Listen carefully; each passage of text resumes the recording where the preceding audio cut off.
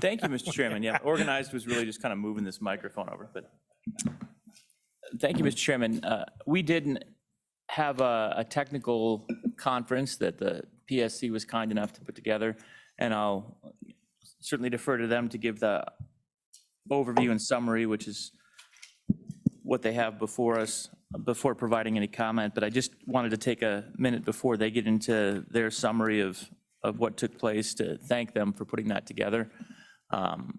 We spent a good few hours discussing possibilities and consideration of the legislation, and it was really appreciated the efforts the PSC put forward. So with that, I'd defer to the PSC to provide a summary. Thank you.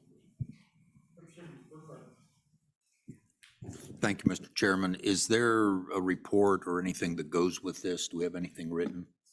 Or is this all verbal? Right now, we don't have it. We're lucky enough to have Mary with us today. Okay. So Yeah. All right. it's all verbal. Mr. Yeah. Chairman? Yes. Briefly on that, and we basically decided we didn't have a report to prepare, so to speak, I think was where it came down to. So it wasn't an oversight so much as a, we can just talk about this at the meeting. And I think as we talk about it at the meeting, you'll see why it was worth not reporting. I will note, appreciate Representative Ayer, Senator Beitman, and Representative Gray as the other members of the working group that came together to have the discussion. Thank you. Thank you. Yes. If I may ask a question, Senator Rothfuss. So, this issue has been around for about 9 months, at least being discussed in the legislative sphere. Before the Senate Minerals Committee, a proposed bill, I think it was a personal bill of yours, was asked to be looked at during the interim. We were at the last meeting, spent a lot of time talking about this, and so the saving grace on this was, well, we'll do a technical conference and we'll sit down with the industry and we'll find what options might be available. So we did that, right? We appointed 4 legislators, 2 senators, 2 House members, and that technical conference was held. And the PSC, thank you for hosting that and doing that work. But my feedback I've got from it is nothing came out of it. There wasn't any meaningful or substantive discussions or any ideas. Is the feedback that I received inaccurate, or are we going to spend our morning here spinning our wheels again? Mr. Chairman. Senator Rothfuss. And speaking only on my own behalf, I'd be interested in hearing from the other legislators as well. It was an opportunity for the regulated utilities to come in and offer alternative solutions, which was in my view, the reason why it was proposed was we don't like SF 71, which was sponsored by the Blockchain Select Committee last year. So their suggestion was the technical conference to provide alternatives to effectively solve the problem. And I won't editorialize too much until we hear a summary and have everyone have an opportunity, but I would say that you probably hadn't heard inaccurately, because I don't have any new solutions in mind, having worked through that endeavor. So it was the opportunity that was requested. I think we met the request and we listened, and I don't know what else to report, which again is a good justification for why we don't have a written report, to not create work. Anyone else on the committee want to speak? Oh, go ahead. Representative Duncan. Thank you, Mr. Chairman. I also heard that not all stakeholders were present. Is that correct? That those seeking and wanting this change in the deregulation, that they weren't in attendance, or am I hearing that incorrectly? Senator Rothfuss. Mr. Chairman, I feel like we're scooping a little bit of the PSC's summary, but there were the industry, power-consuming industry was represented. I think we had 2 representatives, if I'm not mistaken, of what you would call consumers. And I don't know the number. I'm going to say 25-ish folks from regulated utilities in the room. PSC was around 5, all present, and appreciate their participation.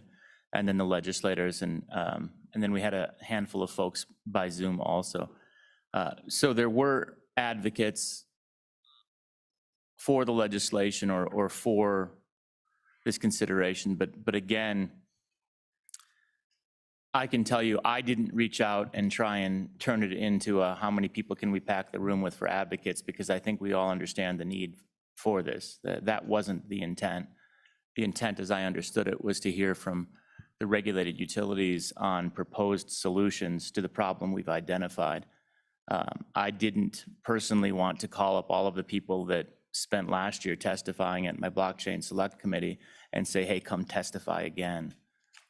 Because the room was not a room that was going to be persuaded to understand the need if they didn't already understand the need, because they'd been engaged with these folks anyway. So nobody's mind was going to be changed if I packed the room, or if we found a bunch to bring in. Again, it was a request by the regulated utilities to get together in a technical working group to explore opportunities for solutions to the problem that was discussed on the select committee. That was how it was carried out. If we want to pack the room, we can do that again, but I feel like we've had that conversation, and I don't know what it does other than take the time of the folks that have previously advocated once again, and we can do that because I'm sure they're willing to join us. Okay, is there anybody else on that committee that would like to speak before I turn it over to the PSC? I'd like to. Before Representative Gray speaks, and it's your choice, you're the chairman today, but the House members know I don't let members attend by Zoom. As chairman of House Minerals, never have. No one got permission to attend by Zoom. So, but Mr. Chairman, you're more lenient on that, so I'll let you make that decision. I think I will follow your lead on what you do with House members.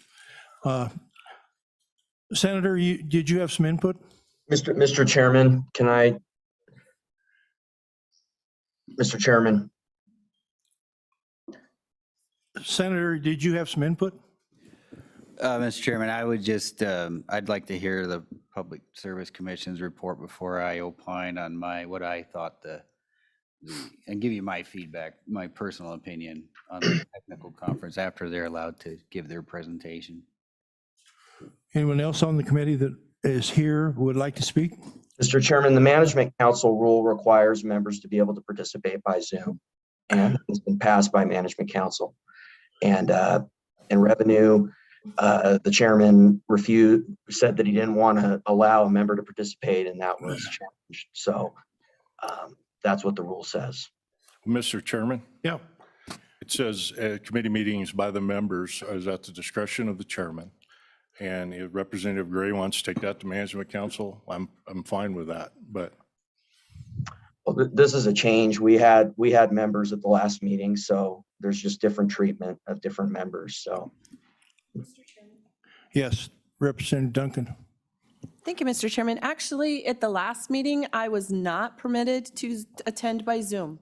So I was excused and I had to participate and watch via YouTube like the public. So that's an inaccurate statement. Okay, let's hear from the PSC. Okay, go ahead. Thank you, Mr. Chairman. Good morning. My name is John Burbridge, Chief Counsel for the Public Service Commission, and with me is Commissioner Throne this morning.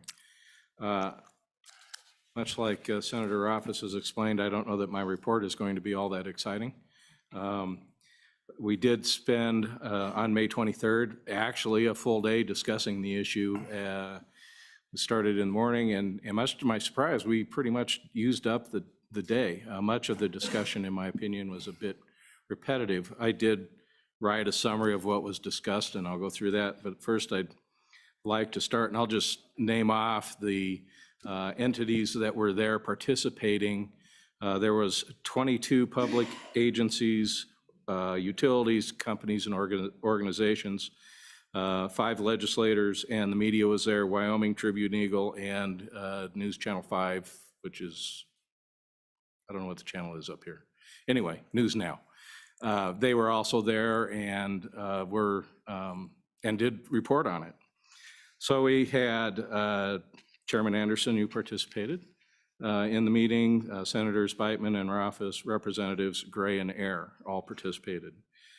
Public agencies, there was the Office of Consumer Advocate, Wyoming Business Council, State Lands and Investment Board, Wyoming Business Council, LSO, the Sweetwater County Land Use Department, and the City of Kemmerer were all represented. MDU Resources was represented, Rocky Mountain Power, Black Hills Energy, Powder River Energy Corporation, Niobrara Electric Association, High West Energy, Bridger Valley Electric Association, High West Energy, Wyoming Rural Electric Association, the Wyoming County Commissioners Association, the Wyoming Association of Municipalities, Wyoming Industrial Energy Consumers, Powder River Basin Resource Council, Glen Rock Energy, and Schutz Corporation. I would say that I think that as far as having a turnout, that was a successful turnout. It would have been nice, I think, to maybe have some in the industry that would have benefited from proposed legislation under Senate File 71. The meeting started out, Abby Briggerman, Counsel for Holland and Hart, presented on behalf of the Wyoming Industrial Energy Consumers. She was generally discussing the possibility of an alternative of enacting electric rate deregulation, suggesting a retail electric choice program in lieu of the proposed industrial deregulated power zone. She also mentioned that WIAC had intervened in support of Rocky Mountain Power's Schedule 400, which did go to hearing, and we were awaiting a written decision on that, and that her members had not yet had an opportunity to assess its effectiveness, and I can maybe address that later. But it won't be too much later because I don't have a ton more to say right here. Bruce Acey, Counsel for MDU Resources, he was present and offered and argued that essentially the existing statutory scheme is sufficient to provide competitive rates to industrial consumers. There was quite a bit of discussion on that, and I believe that that was supported by some of the other utilities in the room. Rocky Mountain Power did discuss its recently approved Schedule 400 regarding special contracts.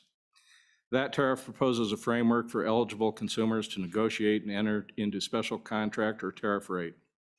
In order to qualify for service under Schedule 400, a customer must meet the following requirements: have a minimum electric service load of 10,000 kilowatts, either demonstrate unique characteristics of load or demonstrate a viable competitive alternative energy source or business location, and agree to terms, rates, and charges that generate enough revenue to cover incremental costs to provide service to the consumer during the term of the contract, and agree to terms to reasonably contribute to fixed cost recovery. The company developed the eligibility criteria in an attempt to maintain compliance with the statute, to provide structure for the negotiation process, and to protect existing customers by requiring the customer to pay for the cost-provided service. There's also general discussion suggesting proposing an exemption allowing a third party to provide electric service to specific customers requiring identified large load demand in its operations.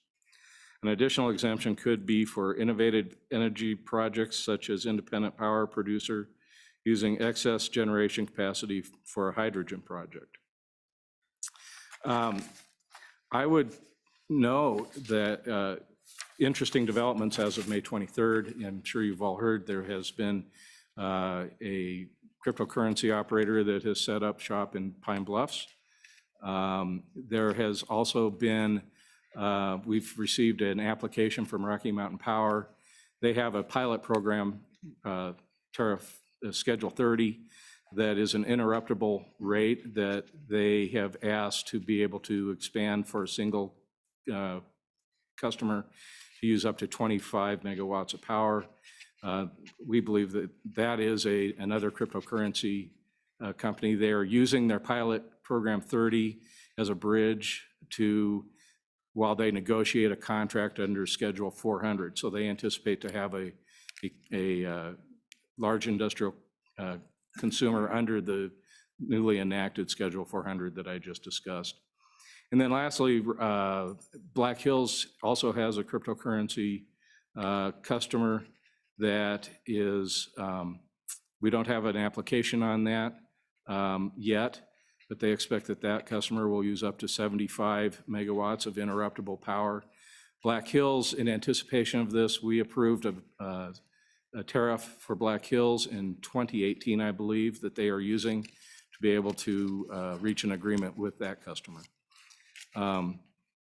We did not come out of the technical conference with any firm ideas. I know that I discussed with Senator Rothfuss the possibility of looking at the idea of the third-party generator having an agreement with a industrial customer that would have special needs, and that those two, that there be maybe a limited exemption based on the amount of power that might be consumed in that regard.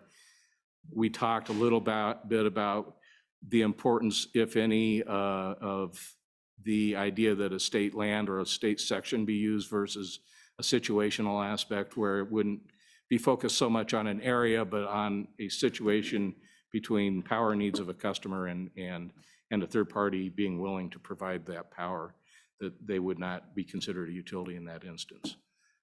I probably left out quite a bit, but I would stand for questions.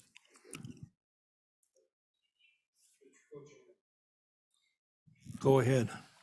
Mr. Burbridge, I know a lot of this discussion has been around crypto mining, which I don't particularly care for myself, but I do thought it was an intriguing idea concerning manufacturing development and recruitment, and how maybe we can diversify the state of Wyoming. How did the discussions stay around crypto mining, or are those just the immediate needs that are coming up? Mr. Chairman, Representative Greer, this discussion actually didn't just focus on crypto mining. It also discussed hydrogen development. I think logically, it is a potentially an exemption that could work for any number of large consumers. There are difficulties, I believe, that still would have to be worked out for those consumers to try to insulate existing customers from subsidizing any agreement like that, which is why if you had a third-party energy producer, maybe that would work. But the real trick to all of this is how do you insulate the existing customers of any utility under our regulation from subsidizing providing that power. Other questions? Other questions? Yes, Representative. Thank you, Mr. Chairman. Mr. Burbridge, when a company gets a certificate of convenience and assesses and is able to provide electrical service to a certificated area, they put a tremendous amount of investment into that area based on that certificate, whereby the PSC says you have the opportunity to do this. We're going to limit your rate of return, but you can go ahead and make this investment without having to worry about competitiveness and having to have others come into this.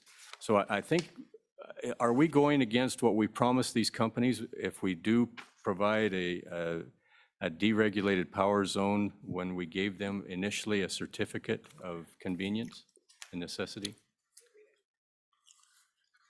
I'm going to defer to Commissioner, excuse me, Mr. Chairman, Representative Heiner, I'm going to defer the answer to Chairman or Commissioner Throne. Yeah. Commissioner Throne, go right ahead. Thank you, Senator Anderson. Mr. Chairman, Representative Heiner, the fundamentals of the regulatory compact are that in exchange for the certificated territory, the grant of the certificated territory and the investment that requires, yes. The simple answer to your question is yes. There are exceptions, but that's the fundamental of the fundamentals of the regulatory compact that utilities have operated under for a very long time. Representative Heiner, follow up? Thank you, Mr. Chairman. I appreciate the simple yes/no answer. I appreciate that. That's easy for my small mind to understand. Are there other states that have resorted to a deregulated power zone, and which sounds like it goes against that certificated area? Are we setting a precedence, or have there been success in other areas doing this? Okay. Go ahead, Mr. Mr. Chairman, Burbridge. Representative Heiner, I actually, prior to the last meeting, I looked into that. I was unable to find any other state that has a specific deregulated power zone proposal.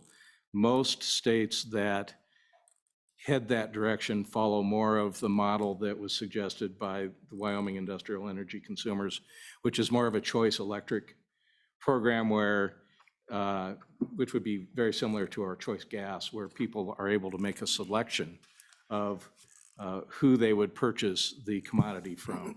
I was unable to find an actual deregulated zone or some sort of exemption like I was just discussing when I looked at what the other states were doing. Mr. Burbridge, one of the things that interested me, that we talked about 1 gigawatt installations. I heard you talk about 75 kilowatt, a couple of installations. Did we do any talking about large installations like a 1 gigawatt one? Thank you, Chairman Anderson. It came up in the discussion at the technical conference based on your comment.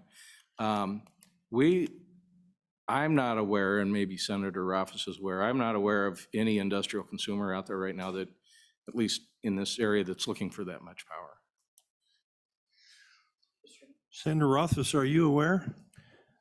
There are gigawatt projects that are rare, but they're around the country. We don't compete for those. And there are customers that have expressed an interest in, say, up to 500 megawatts of power for cryptocurrency mining. Not necessarily in a single location, although they'd love to have that, but trying to consume that amount of power is something that has been part of conversation. Part of the reality of why we don't have that conversation in the state of Wyoming is that there's no possibility to have a project that's anywhere near that scale in the state of Wyoming based on our legal structure. So these companies that are thinking, all right, we have a very large power demand project, are sophisticated enough to be able to look at a regulatory structure and know that this isn't the place where they would go. So you look around the country right now for the larger gigascale, multi-billion-dollar facility projects, and they don't look here, but they do exist. And I think there was a challenge, in fact, that maybe those projects don't exist. I immediately sent an email around for the most recent project. I think it was in the state of Ohio at that point in time that I could find with about a 12-second Google search. So they're out there. They're rare, right? I mean, it's a pretty sophisticated project if you're demanding that much power. But the spaces that are currently looking at large and 500 megawatt, gigawatt, kind of that scale, You do have hydrogen producers that are trying to look at massive scale semiconductor synthesis facilities if you want to build that at scale. So high purity semiconductors in the future, those are going to be electrified projects for a lot of their energy, and those will want to be in the hundreds of megawatts, up to gigawatt peaking scale. You have, again, future of steel, future of aluminum, a lot of these larger scale commodity facilities, they are going to want tremendous amounts of direct power available for those projects as they shift away from thermal towards electrification, assuming that they can get the price for them. So it is true, I don't think there's anybody looking at Wyoming right now for a gigawatt project. And there's good reason for that, and that is because they could not possibly locate a gigawatt project in the state of Wyoming. The DOE set aside $8 billion, 8 billion with a B, for hydrogen hubs.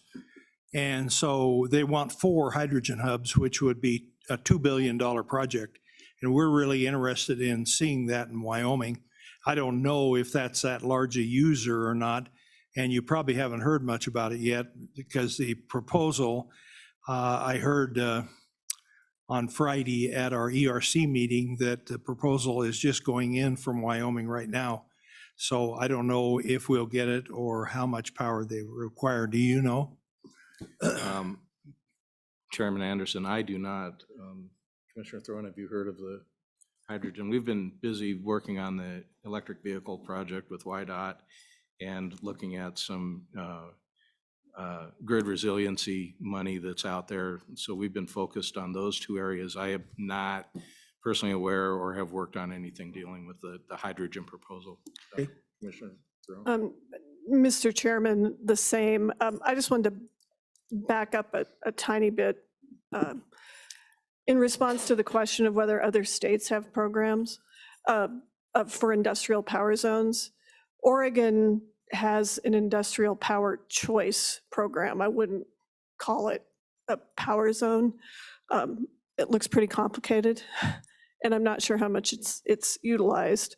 And Mr. Burbridge wouldn't know about this, but I was just on a call with Rhode Island, and they have retail electricity choice, and they're having difficulty getting people to take advantage of it. I mean, that's just an anecdotal, non-data point. With regard to hydrogen, I would ask WEA, but if you're looking at an innovative hydrogen project, think a large independent power wind farm with excess capacity that they want to do an electrolysis project, that's a different issue to solve, in my opinion, than a 1,000 gigawatt power need. So, there are, and we did do an exemption for electric vehicles just this last year to deal with that specific issue. Okay. Any other questions for the PSC? Other questions for the PSC? I guess Representative Western doesn't have any more questions. No more questions? Thank you. Thank you for input, and thank you for hosting that session. That was good. And very briefly, that's what I was going to say. Thank you so much for putting that together and the work that you put into it. It's Mr. really Chairman, appreciated. Senator Office, it was our pleasure. Good. All right, thank you. For the discussion, we've got Jeremiah Ryman with County Commissioners Association.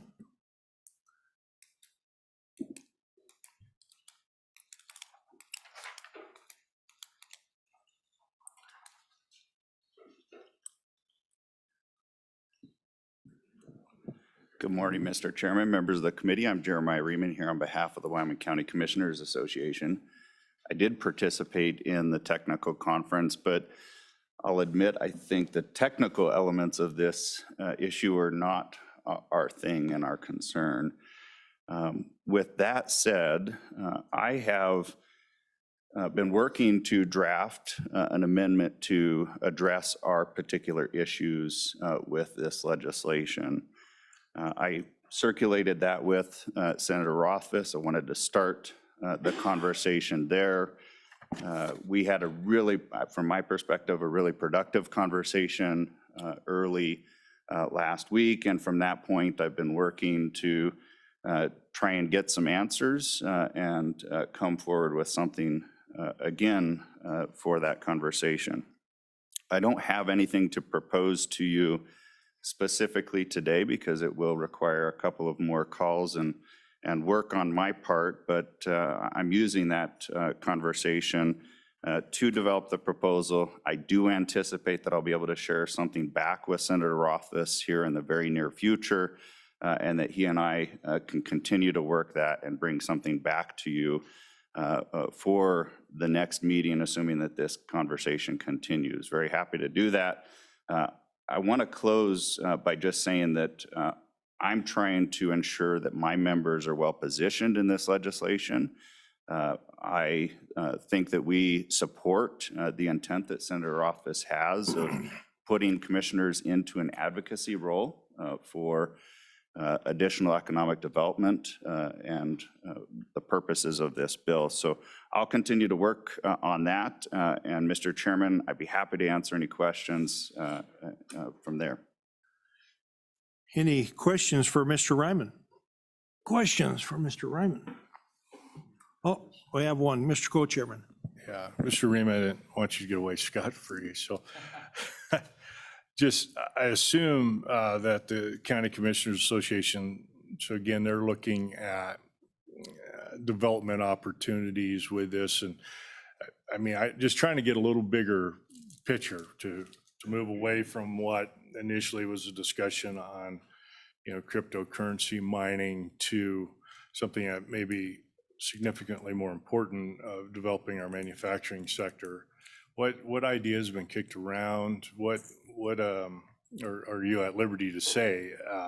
But what are the commissioners looking at? They're looking at having just a tool, the ability to offer something to new industry coming in. Mr. Chairman, Chairman Greer, the way that the bill is currently structured is that the county commissioners would be in an advocacy role before the State Board of Land Commissioners, suggesting that a state parcel in the unincorporated area of their county and not crossing county borders would be available for this sort of development. And I'm really agnostic to what ultimately is developed there. I think my members would support broad uses of this sort of a tool if it was available. Mr. Chairman, what I've been trying to do, what my draft amendment did, was try to use the existing land use and zoning process that the commissioners are very familiar with to start that process. After talking with Senator Rothfuss, I'm not certain that it's a precise tool, and I think there are some other considerations that the commissioners, county commissioners in this situation, might be very interested in having certain data sets available to them so they can make a well-informed decision as they move forward, so that we aren't disrupting existing rate users in the system. So that's where Senator Rothfuss and I are having conversations and trying to just tweak this and work it towards a very positive thing, and ultimately a tool, as we've discussed, that the commissioners can use in advancing economic development opportunities in their communities. Other questions for county commissioners? No other questions? Thank you. Thank you, Mr. Ryman. Next is Sean Taylor, Wyoming Rural Electric. Good morning, Mr. Chairman, members of the Minerals Committee. Sean Taylor, Executive Director of the Wyoming Rural Electric Association. A couple things I'd like to touch on. First of all, I would disagree to some extent with Senator Rothfuss. We didn't like this bill in committee, and it died in committee.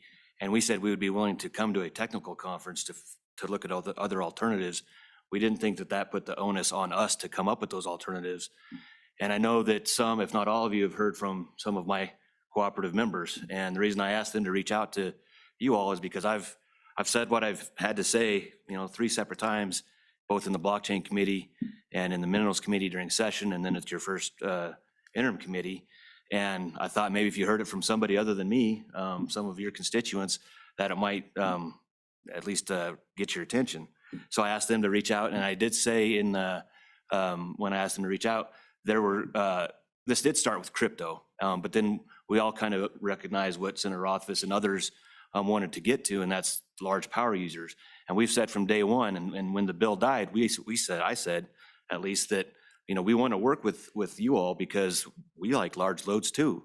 But we don't think it should be on the backs of our members, or our member owners of the co-ops.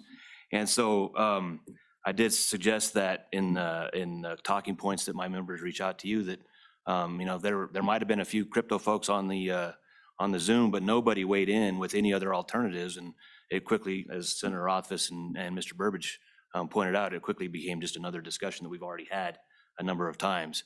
And so while the technical conference was kind of a flop, I guess, and again, I didn't think that the onus was on us or any of the regulated utilities to bring any alternatives.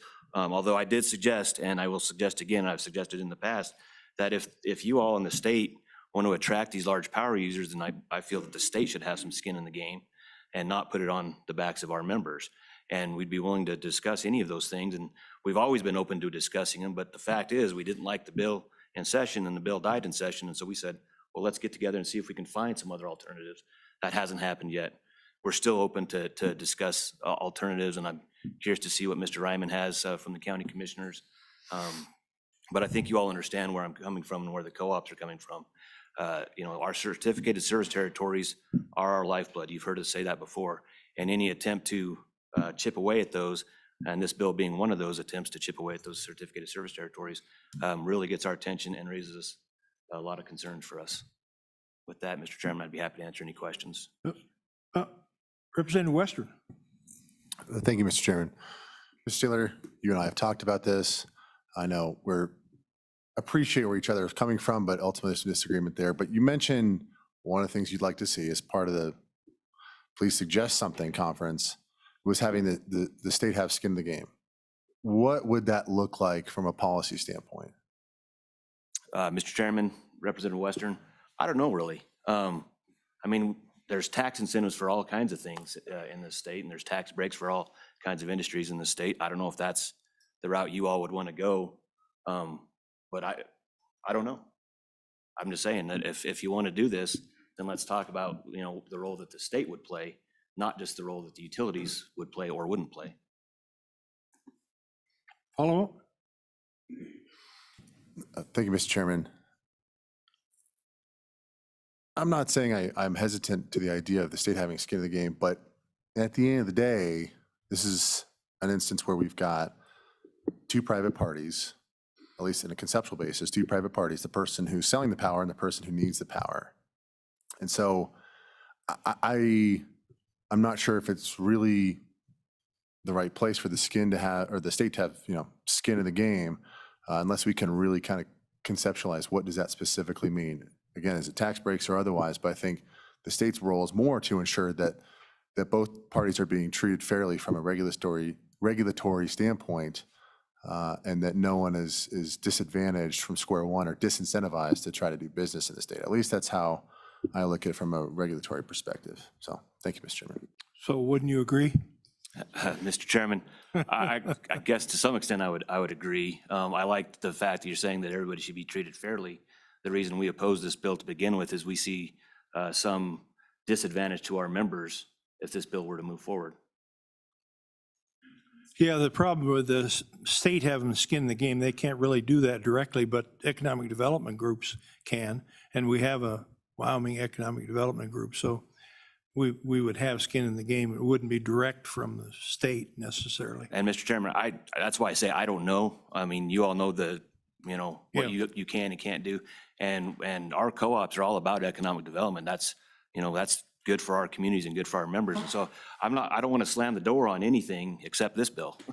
and talk about something else, something with a better alternative. Representative Duncan. Thank you, Mr. Chairman.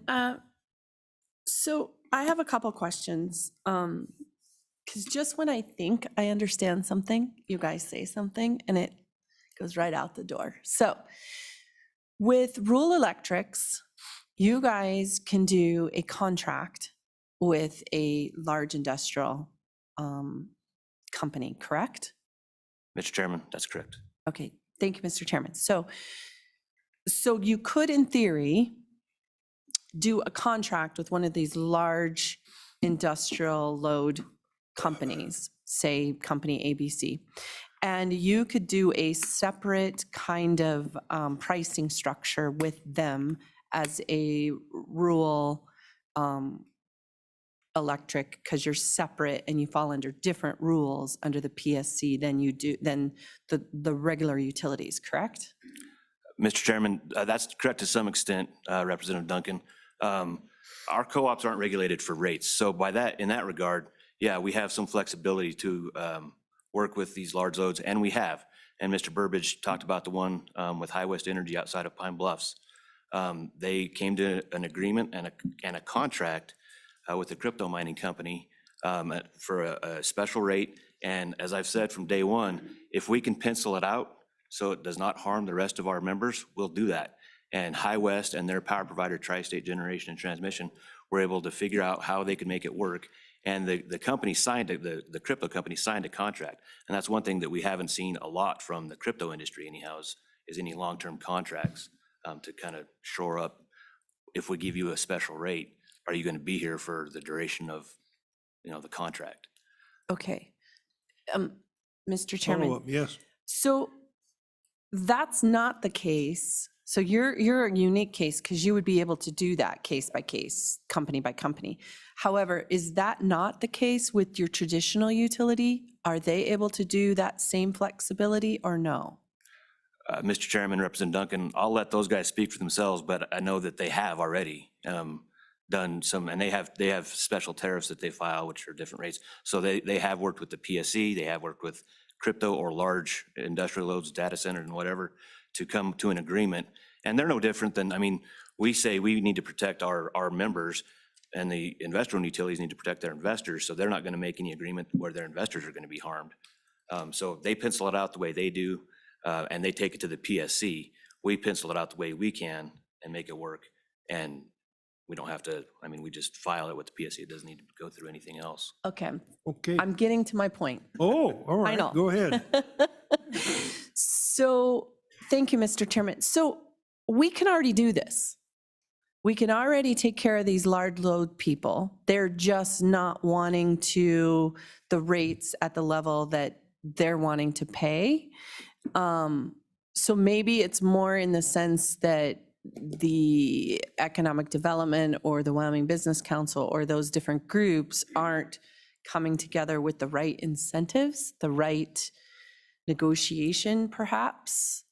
And that's the part I'm missing. Mr. Chairman, Representative Duncan, it's not just rates, it's infrastructure. Crypto folks can go wherever they want. They just bring in a tank and set it up wherever they want. So they can shop around for, the lowest power provider, whether it's one of the 11 distribution cooperatives or one of the 3 investor-owned utilities. They can do that right now, shop around. But if they have to locate in a site-specific place, a large industrial, whatever, it's a hydrogen facility where it makes sense, there's going to be some infrastructure that goes along with getting that power to them. And that can include an entire new substation.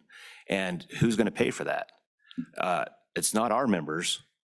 It's got to be, we call it the contribution native construction. It's the upfront money to build out to serve this. And when Representative Wester and I were talking about this yesterday, I believe it was, I mentioned the coal bed methane industry. And I believe I have somebody from Powder River that's going to zoom in here and talk a little bit about that. But when coal bed methane came to Wyoming, it was an unknown industry. The mining and drilling wasn't so much unknown, but this was a new thing, and it was all up in the Powder River Basin, and Powder River Energy found a way to serve that load, to build out to that load, and they did it very successfully. And when it started to become clear that it was peaking, the coal bed methane industry was peaking, they started to plan for the demise of that and how to protect their members. So we can do this on a large industrial load. We can do this on a crypto load. It's already happened, a couple different times. So I would agree, we can already do this. I just don't think that it's at the speed or the size that Senator Rothfuss and others would like. And again, we would like to see these folks come to Wyoming, but we got to look after our folks first. Thank you. Representative Duncan, I could think this kind of started differently. What the organizations asked for was to be able to have somebody produce power and sell it to them right on site. In fact, they asked for a school section that they could locate in, and this entity could build a facility there and sell them power. And we said, in the Senate committee, we said no to that because we're a regulated state. Right. So then we said, let's see if we can come up with some way to do this. And I was very interested in these 1 gigawatt locations, of which we have none. But that was what we were after, and it kind of got, like you say, to a rate discussion instead.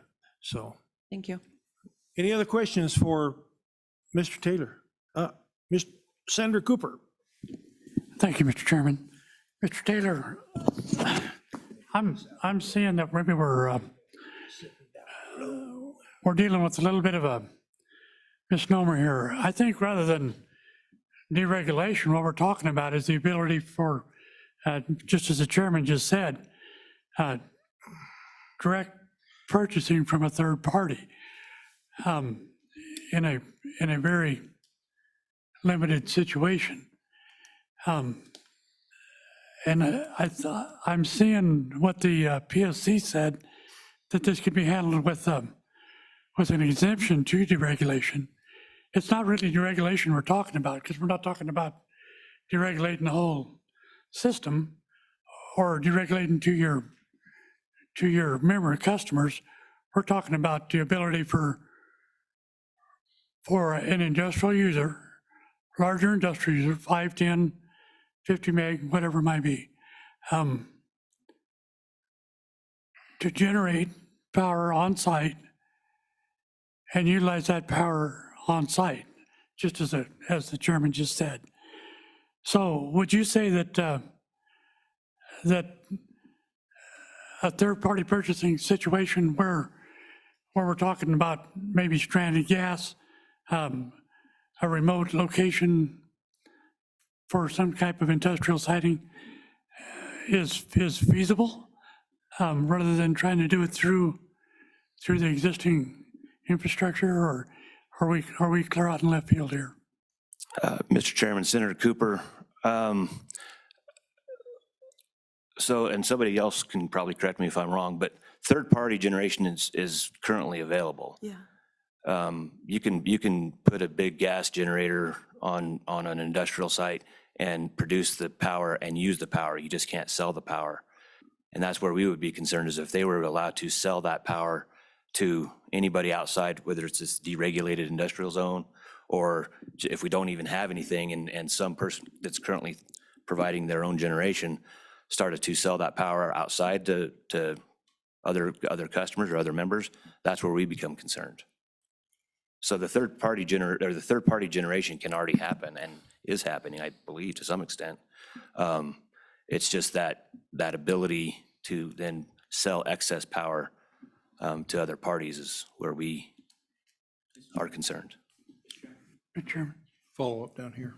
Follow up down here. Just Wait, really, wait. can I really quickly on that make, Oh. it's on the point, sorry. Oh. Third-party generation assumes that there's a third party. That's self-generation. So I think the question that Senator Cooper is asking is correct. Third-party generation assumes that you have a third party to the contract that is selling into the circumstance as opposed to the regulated utility. So I just wanted to provide that clarification. I Follow think up. that's self-generation. Senator which is legal. Cooper. That's, Senator Rothfuss is correct, Mr. Chairman. That was more the point of the question. As a user generates their own power from a stranded gas source, whatever it may be,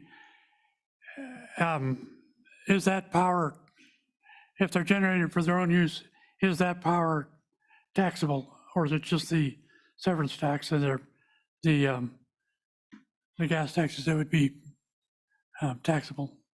Can anyone answer that? Can you tell me that, sir? Mr. Chairman, Senator Cooper, no, I can't answer that. Sorry. Senator Cooper, I'll answer that. You bet it's taxed. Yeah, you bet it is.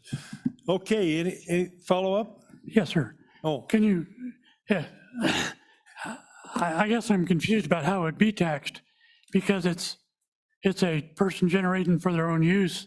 It's not being sold. I understand the production taxes on the gas, but how would that electricity actually be taxed? I should answer that correctly.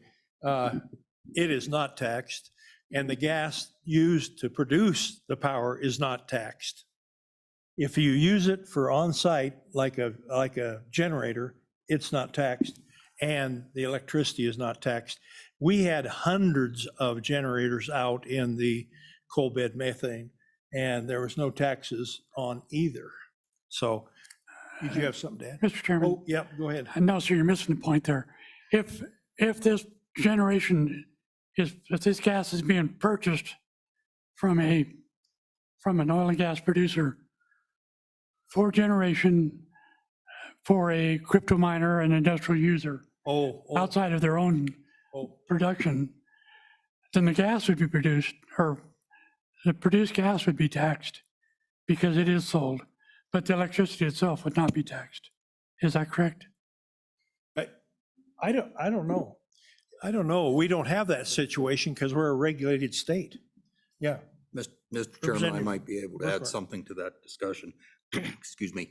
I think it was 3 sessions ago, there was a bill passed that said if you take flare gas and apply it on site for electric generation, that you do have to pay the severance tax on that gas. And that while it stays there, the gas itself is taxed and the severance tax is paid. Mr. Chairman, Maybe we didn't pass that, I don't know. It did. Yeah. It's exactly the opposite of that, Representative Burkhart. If you're using flared gas on site for an operation where it would otherwise be waste, there is no severance, and that was an economic development incentive that other states are actually modeling. So that was effectively to incentivize the flaring of gas, or excuse me, the utilization of flare gas on site for cryptocurrency mining or any other application. It wasn't specific to cryptocurrency mining, by allowing it to be treated as waste, which means there would be no severance tax. If it otherwise would be beneficially deliverable, so if you're just trying to use it on site when you have a pipe available, then you cannot use the exemption from the severance tax. So it was basically to provide for beneficial use of gas that would otherwise be flared on site. And it's been incredibly successful. This is something that's worked great. We've got gas flaring, crypto mining all over the state right now, and that won't be the end of it. Hopefully other people will come up with other beneficial uses, but that was that legislation that we passed in 2019, I want to say. And that came from Representative Western. I believe you might have primed that, if I'm not mistaken. Sorry, that was, yeah. Okay, did we properly confuse you, Senator? And Mr. Chairman, yeah. Okay. And Mr. Chairman, one other point though on Senator Cooper's consideration is for federal tax credits on wind projects, for example, you have to sell the power to reap the tax credit. So if you were to self-produce with wind, you would not be receiving and use that wind power for any other purpose, you would not receive the federal tax credit. So you really need to set up, when we talk about wind to hydrogen, it's essential that you have third-party generation. And that would be true of any other power. You don't want internal production. If you have a tax credit available at the federal level, you want to make sure it is sold so that you can get those tax credits. And obviously we can't we can't fix federal law. We've tried. I know some of us have really tried hard. Any other questions for Sean Taylor? Yes, Senator Beitman. Thank you, Mr. Chairman. Thank you, Mr. Taylor. One of the things that stuck out to me during the technical conference was, I don't think it was you, but one of the utilities had mentioned the lack of excess capacity. That really obviously raised eyebrows for me, being in a state with an abundance of coal and all this energy, but yet we have a capacity issue. What is it looking like for the co-ops regarding your capacity? How much wiggle room do you have, in light of all these electric vehicles possibly hitting the market in the next few years, while you're at the same time shutting down perfectly good coal-fired power plants? So how are you on the capacity front? Mr. Chairman, Senator Beitman, 2 points on that. So when we, from the co-op's perspective, we don't overbuild, right? Because that's a waste of our members' money to overbuild without any expectation of that overbuilt capacity to be used. We build to what we know we need to serve. And so in the example of High West Energy, they had built a new substation for growth. They'd done their studies and they were going to have some growth, and it just so happened it came on. These crypto folks came to them at the same time, so they had some excess capacity. That's going to go away eventually. In the example of Powder River Energy, they built out to serve the coal bed methane, and then that went away. So they have some excess capacity up there. I don't think the EVs are going to chew that excess capacity up anytime soon. So there's a really good possibility with the excess capacity that Powder River has, because they built to serve what they needed to, and then that went away. So we're highly incentivized to use that infrastructure. And then and another example with Wheatland, right there, Lemon River Station, there may be some excess capacity opening up in the near future. I can't really crystal ball it, but so there would be some excess capacity there. Our other co-ops, they don't have much excess capacity right now, if any. You good? Okay, thank you, Mr. Taylor. Mr. Chairman? Yeah. And if I can just leave you with this, we want to try and find the right way to make this work. And I don't want to just get up here and say this bill, we don't like this bill, but we don't like this bill, but we think there could possibly be other ways. And again, we didn't think that it was on us to come with those alternatives to the technical conference. We were ready to listen to other alternatives and talk about them, but and if we missed the boat on that one, then mea culpa. But we do want to work with you all in the legislature to see how we can figure this out. Again, we're always going to put our members first, though. Thank you. Thank you. I want to compliment you on having your members contact us. It did give you some more credibility. Thanks. Can I meet with you on break? I'm going to hold you to your last comments. Okay, thanks, Sean. Next up is David Bush with Black Hills Energy.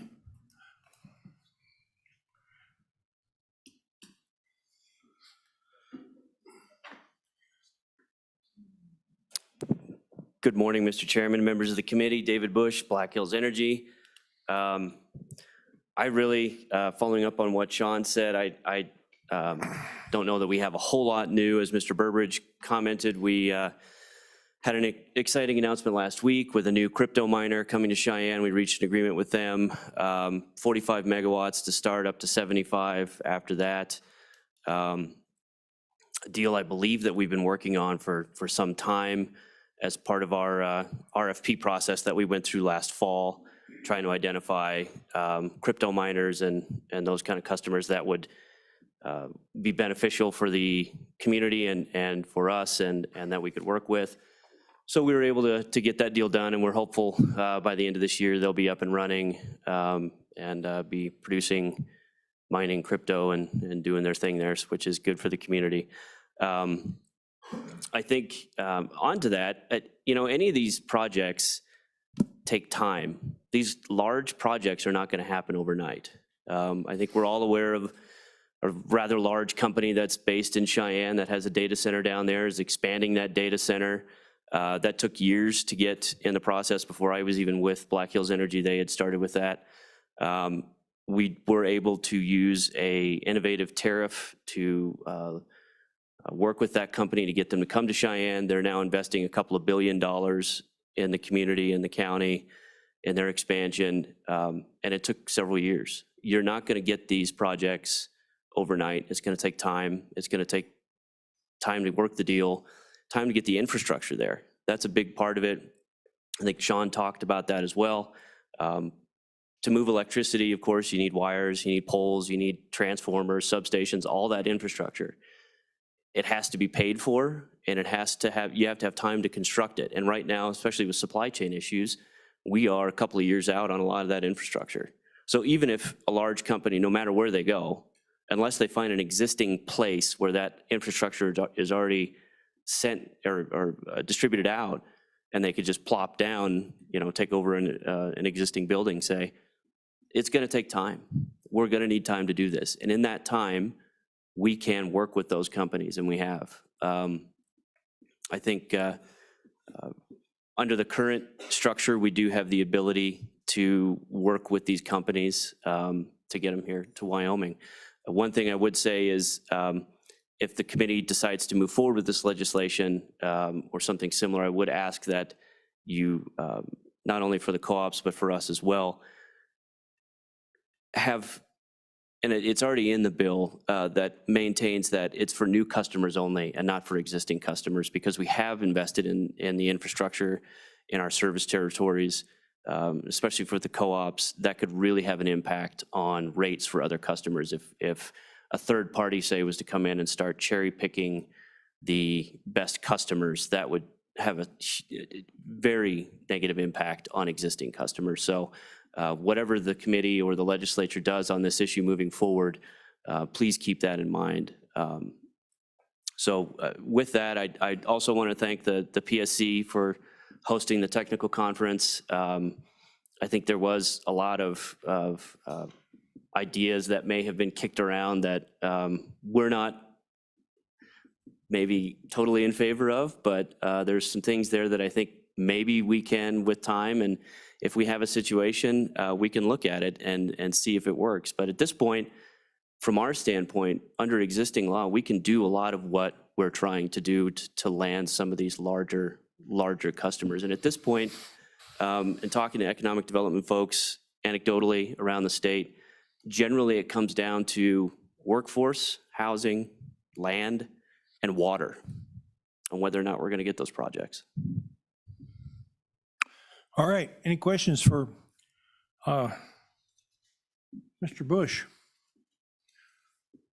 Any questions for Mr. Bush? Yes, Senator Rothfuss. Thanks, Mr. Chairman. Mr. Bush, quick question. You mentioned that one of the key concerns was that if there were something done, we would want to make sure that it was for new load, so there weren't cherry picking of load. The question I have is, it's my understanding that Senate File 71 as drafted would achieve that interest. Do you disagree? Does that language need to be strengthened? Because that was certainly something that was anticipated during drafting, and there's clear provisions in it. Is that not strong enough? Mr. Chairman, no, Senator Rothfuss, that I was reinforcing that point. And just there's been some ideas of different legislation moving forward potentially, or different ideas, amended legislation. That's just one of the key aspects that we do like of the bill. I think overall we are opposed to the bill, but you know, if it's the will of the committee, then please keep that kind of language in there. And Mr. Chairman, another question that I have that came up more at the technical workshop than I think it has in committee at different times is the idea of basically credit worthiness reviews that both you and Rocky Mountain Power do, and so I'll follow up potentially with them. As large projects come in, you basically evaluate whether you deem that project effectively worth your time and resources, and that if they don't meet in your view, a credit worthiness standard, that you'll effectively deny them access to their project and request. That's my understanding, is that's sort of the first gate.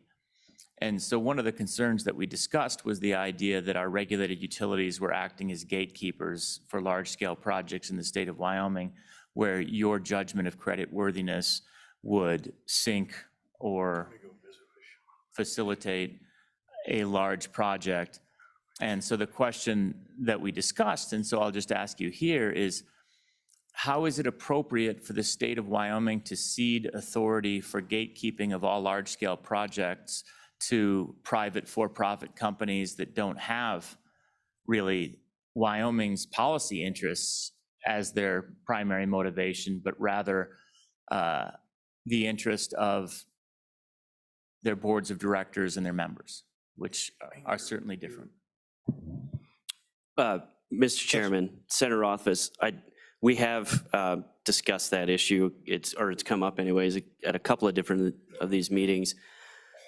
And I think, again, I'm not in all those discussions, but I think with the way we look at it, we are protecting our existing customers. We're protecting our system by working with companies and doing our due diligence on a load that size. So if you're talking 100 megawatts, that could be millions of dollars worth of infrastructure that it would take to provide that power to wherever that person's going. Even if they're in a business park, we're still probably going to have to build out some of that. If it's going to be market power, there are, whoever does it, whether it's a regulated utility or a third party, if they're going to the market to procure that power, they're going to have some guarantees involved. And if the company that we're working with can't provide those guarantees, can't provide the ability to pay for those things, then yes, I think that does cause us some concern. Have we said absolutely not?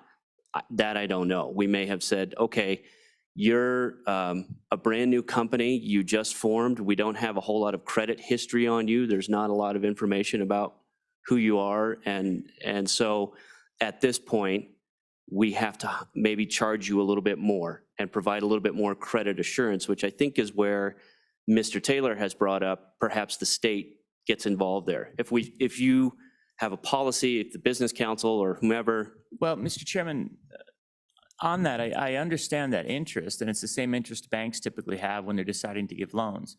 One of the interesting things with bank loans is that you get to go to a second bank if you get turned down by the first. In this situation, you get to go to the first bank and negotiate and negotiate and negotiate, or you literally leave the territory, which is a little bit different and awkward. So that's why I'm exploring it in this circumstance.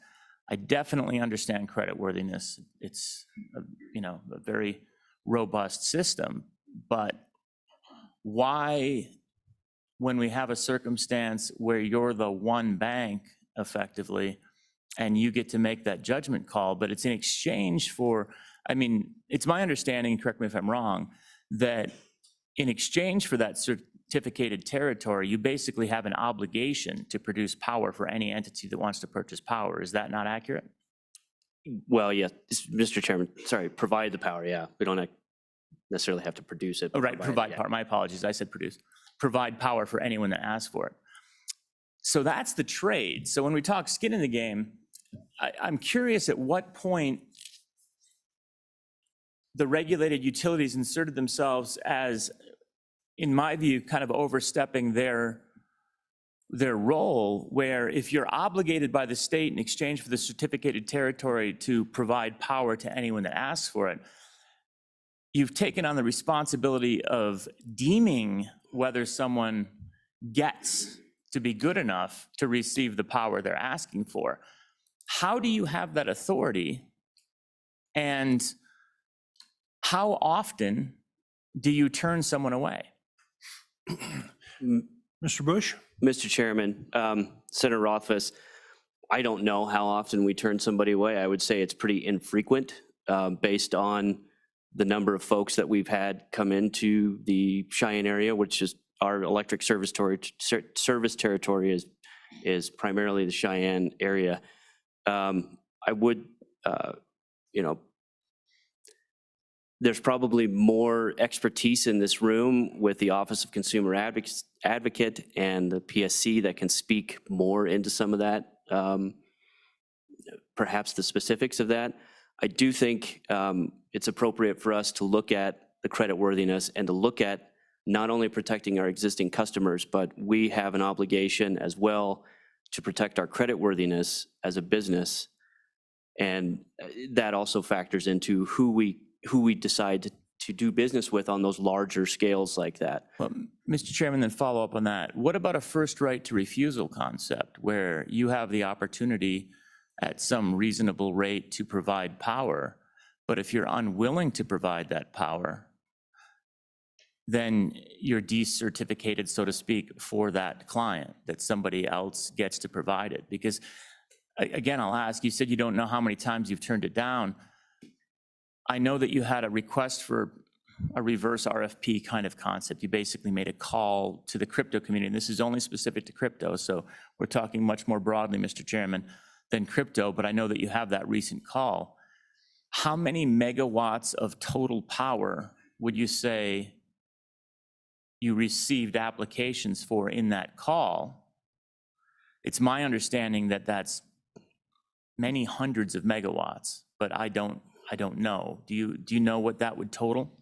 Mr. Chairman, I believe our Vice President of Operations, Mark Steggy, testified to the blockchain committee that we received roughly 15, I think, RFP or proposals from crypto miners, and the aggregate was around 1 gigawatt for all of those crypto miners. And so you had 1 gigawatt of applications, right? Sorry, Mr. Chair, I should say potential. They weren't No, going to start there. Absolutely, but that's what they wanted to go to was 1 gigawatt. And so there's your series of applications where they basically said, we want to buy this power from you. And at the end of all of this, and believe me, I really appreciate the 45 to 75 that we're seeing now that was just announced the other day. That's a great step. But when we contemplate that Wyoming is currently 0.5% of cryptocurrency mining compared to in the United States, with Texas about 25%. So they're over 50 times where we're at right now. We've got quite a ways to catch up. That gigawatt would have made a difference if we were fulfilling all of that. But tell me the process for having effectively one winner and 14 losers. What's their recourse? Before you answer that, let me introduce some legislators in the room. Representative Sweeney is here with us. He's working the crowd like he's running for some office. Thanks for being with us, Representative Sweeney. And Senator Boner from Douglas is with us today. Thank you, Senator, for being here with us. Carry on there, Representative Sweeney. Get those votes. Okay, Mr. Bush. Mr. Chairman, thank you. I'll endorse Representative Sweeney too, by the way. I think he's a great guy. With the process that we went through on this was the RFPs. Here's how much power we need. Our business development people looked at that, our generation, transmission, the whole group looked at it and said, what can we serve in the time frame that these folks are looking for, which is also key.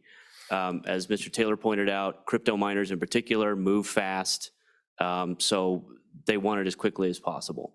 The constraints of our system and transmission in general in the east side of the state were also a factor in that. I think you all have probably seen there's been a few transmission projects that have been announced. We have one even that we've announced. So we're doing what we can to improve on that, but when it gets to a point that you're into that size of request, our system is built, again, as Mr. Taylor said, we can't overbuild. We build to what we need and then try to predict reasonably what we're going to need in the future. So right now, Cheyenne's daily load is about 225 megawatts. So adding 45 megawatts is up to 75 that's a big chunk of what will be our system, and it's a 5-year contract. So when you're looking at these other large users, if they're coming in and some of them were asking for a couple hundred megawatts on their own, my understanding again, when it came to the negotiations was you were going to have to pay for this infrastructure to be built. We cannot build that on the backs of our customers because there's a good chance we won't need it when you leave. So, Mr. Chairman, then what I'm hearing is that the existing regulated utility structure doesn't work on your side for large power consuming customers any more than it works on our side or the consumer's side, because your obligation statutorily and in this contract is when somebody requests power, you provide it. And that's what your requirement is to receive the certificated area. But what you're saying is a lot of times you can't provide it and that it would be too expensive to build it out and that you'll force them basically to pay for the build out. Well, if they're going to do those things, then that basically tells me that the regulated utility side is incapable of fulfilling their obligations under the compact for these large loads as well. And it almost seems like that then requires some sort of a nuanced solution for a circumstance where you're incapable of meeting market need, which is what you just demonstrated, right? You have a gigawatt of market demand right now, and your answer to that gigawatt of market demand is, we can't do that. And unless you pay to have it built, we're not going to do it. I don't understand how you're defending that system as not needing a fix. Mr. Chairman. Brief answer to that. We need to move on. Yes, sir, here. I will. Okay. So I think what we're saying is, and I think most businesses understand that, especially larger ones, you have to pay for the infrastructure that you need. We cannot, no third party is going to pay millions and millions and millions of dollars to build out a system to a customer without that customer putting in some skin in the game as well. We've worked as hard as we could to bring in as many of those gigawatt power projects in that group that we could possibly work with. There was some of them that the negotiations broke down over the per kilowatt hour price. That is what it is. We don't have hydropower, so we're not as cheap as some other places. We can do what we can do, and we have worked as hard as we can to provide those. I think the regulated system has also shown that it can work with large customers, evidenced by some of the large customers that we have down there that also have given us the time to build out the infrastructure to serve their needs, and they paid for it. Okay, thank you, That was Mr. brief Bush. enough, Thank Mr. you for Chairman. being here. Thank you, You sir. for your testimony. We're going to move right on to Rick Kaysen with Rocky Mountain Power.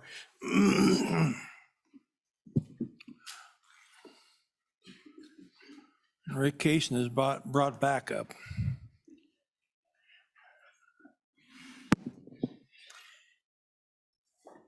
Thank you, Mr. Chairman and members of the committee. Again, Rick Kaysen with Rocky Mountain Power, and today it's my pleasure to introduce to the committee, excuse me, a new member of our team. This is Tom Carter. He is the Government Affairs Director for our corporation, and he is based out of Utah. So he has been on the job for 1 month, and he has all the answers to all your questions. With that, I will stand for any question. No. Excuse me, I'm sorry, Mr. Chairman. And again, sir, and committee members, again, pressed for time, I'm going to try to avoid plowing a lot of old ground, but I want to touch on a few things if I may. Now, prior to the technical conference, and again, Rocky is very happy that the Public Service Commission took the lead and hosted that, and I think they did a great job of trying to balance the interests and get the discussion going. We did, and the other utilities as well. We sat down and we thought, what are the alternatives that we could possibly bring forward for this discussion? And as you've heard, nothing materialized from that. Utilities are willing and we want to serve. We want to grow our load. You've heard that we want to grow our load because that is a benefit to all of our customers. It's a benefit to the state of Wyoming because it is a form of economic development and what have you. So we can do that, and we have done that for many, many years under the existing regulatory framework, or as what you heard earlier today called the regulatory compact.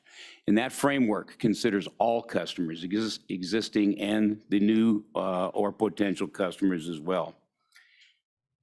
I think it's very important to remember and to keep telling ourselves with that knowledge is that framework is under the regulatory or the oversight of the Public Service Commission. And as you've heard before, and I'm sorry for this repetitiveness, that prevents overbuilding of systems, which then could lead to stranded investments or stranded costs or potential subsidies that are borne by the rest of our retail customers. But that regulatory framework has worked pretty doggone well for many, many years. One of the things I would like to make sure, and this was touched on a little earlier, is ensure and allow the utilities to continue to work with potential customers on special tariffs, on those special contracts to try to meet those needs. But that, again, is not going to be done overnight. And I am appreciative of what Mr. Burbridge shared with you about Rocky Mountain Power Schedules 400 and Schedule 30. Those are examples of working with customers and trying to understand their needs and trying to meet those needs at the same time. And so again, that's very important to allow us to have that flexibility to continue to work with folks. We've heard about the need for planning and timing that goes along with that. I think that's another important part for all of us to understand. Rocky Mountain Power files a integrated resource plan every 2 years with the Public Service Commission. That's just not a one-time event, because that IRP, as it's commonly referred to, is worked on a continuous basis, because we're talking with customers on a continuous basis for load, for growth, and what their time elements are. So again, that planning is needed as we go forward. Now, I'm going to get in trouble with this one, but I'm going to try to address the good Senator Rothfuss's question about the credit worthiness and everything else. And I'm kind of tie this to the earlier comment about having the state having some skin in the game as well. When we think about credit worthiness, and I think this is a very smart thing that the Wyoming Business Council does, when they receive applications for grants, when they receive applications for funding, they too look at the worthiness of an entity and how are they going to be able to use those funds. And if some of those grants or agreements have a payback provision, how are they going to do that? So I think there's a similarity right there. And then to the good senator's comment about, well, it's one-stop shopping. If you're not going to work with them, then they're out. No, I don't think they're out totally. They have the opportunity to go to look to other service territories. They have opportunities to look elsewhere to see if they can perhaps swing a deal of some sort, in a manner of speaking. We've heard that this is a very, very complex issue. And here we are again sitting today talking about the complexity of this thing. And it will remain a complex issue for quite a while. The regulatory compact that I've spoke of, it's worked for 100+ years. It's worked pretty well. The 1% we've heard about, it's not, we don't live in a perfect world. Certificated service territories. This is something that the utilities take great pride in. Certificated service territories are approved by the Public Service Commission. We respect those certificated service territories, and we try to avoid, excuse me, at all costs, trespassing on one another's territory. So again, I think this is an example of the utilities working together. I think it's very important to remember we do not wish to deal with potential stranded costs. That is just not a good investment in that and what the potential impact might be for all other customers on that. And I should have mentioned too that credit worthiness from the large industrial users of a 1 gigawatt or 50 megawatts or something like that. When a new customer comes into the utility, there's a credit worthiness check on those folks in a manner of speaking as well. If they've not had service previously, the utility has the option to assess a deposit to protect the potential loss of that revenue, which again protects in a very small way other customers that are not going to have to pick up that unpaid bill. So, Mr. Chairman, in closing, and again to try to be succinct, it's no surprise, as we have done for these many years, we are not in support of this bill. We are not in support of the deregulated concept. And with that, sir, I'll stand for questions. Okay. Question from Senator Cooper. Thank you, Mr. Chairman. Sir, could you tell me roughly how much power Rocky Mountain Power provides across the state of Wyoming? Are you in the gig range or several gigs, or where are you guys at? I wish I have that in another form. Just the Public Service Commission just came out with a report of the number of megawatts that are produced in the state of Wyoming by the investor-owned utilities. And if I'm remembering something correctly, sir, we produce about 3,500 megawatts, give or take, but approximately 85% of that is exported out of the state, which is good for the state as well. So that'll maybe give you a little range of that. And I've got the detail that. Okay, so you don't know how big your customer base is right now, is what you're telling me. I do not have that with me right now, but I can get you that answer. Okay, so that production in Wyoming, the 3,500, am I correct in assuming that's 3.5 gigawatt? Mr. Chairman, through your, yes, sir, because 1 gigawatt is 1,000 megawatts. Right, so we're, statewide, we're using a megawatt or a gigawatt or less. Mr. Chairman. Per statement. And we just turned down a request for doubling the capacity in the state, is my understanding. So I'm wondering what that actually costs the state. A pretty massive amount. Now, you also said that the regulated system has worked well for 100 years. I agree, it probably has. Would you say the regulated system is what has to stay because that's what we've always done it? Or should we be looking for other opportunities to grow and to actually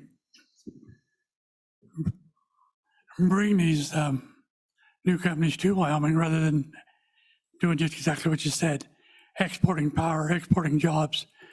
You also said that these companies have the opportunity to look elsewhere and relocate elsewhere. They're doing that. They're relocating to Texas. They're relocating to Montana. They're going other places outside of Wyoming because of the system. So would you say there's room for improvement in the system as it stands? Before you take off on that, Mr. Kaysen, I think I should clear up that Rocky Mountain Power didn't turn down 1 gigawatt. That was Black Hills that didn't have that. So I think Rocky Mountain would like to see some 1 gig opportunities. So go ahead, Mr. Kaysen. Okay. Thank you, Mr. Chairman. Senator Cooper. With respect to the current regulatory framework working for many years, yes, sir, I think it's worked well. And we have been able to serve large loads. We heard from Black Hills Energy just a little while ago that for several years they have worked with a major corporation and be able to bring those folks online here in the state of Wyoming. And again, so I think time is a factor in this when we are thinking about these large loads, whether it's 1 gigawatt or 500 megawatts or something of that nature. It takes time, it takes planning, and it's not going to happen overnight. Is there room for improvement? That's why we held the technical conference, sir.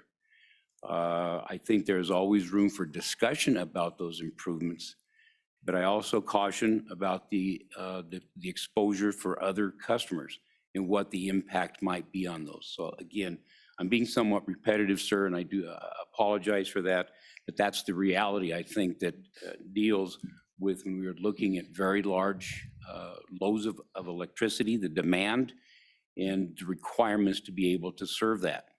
And it's just not about generation, and as we've heard before, we have to have the infrastructure to be able to transmit those electrons to be able to serve that customer or those customers.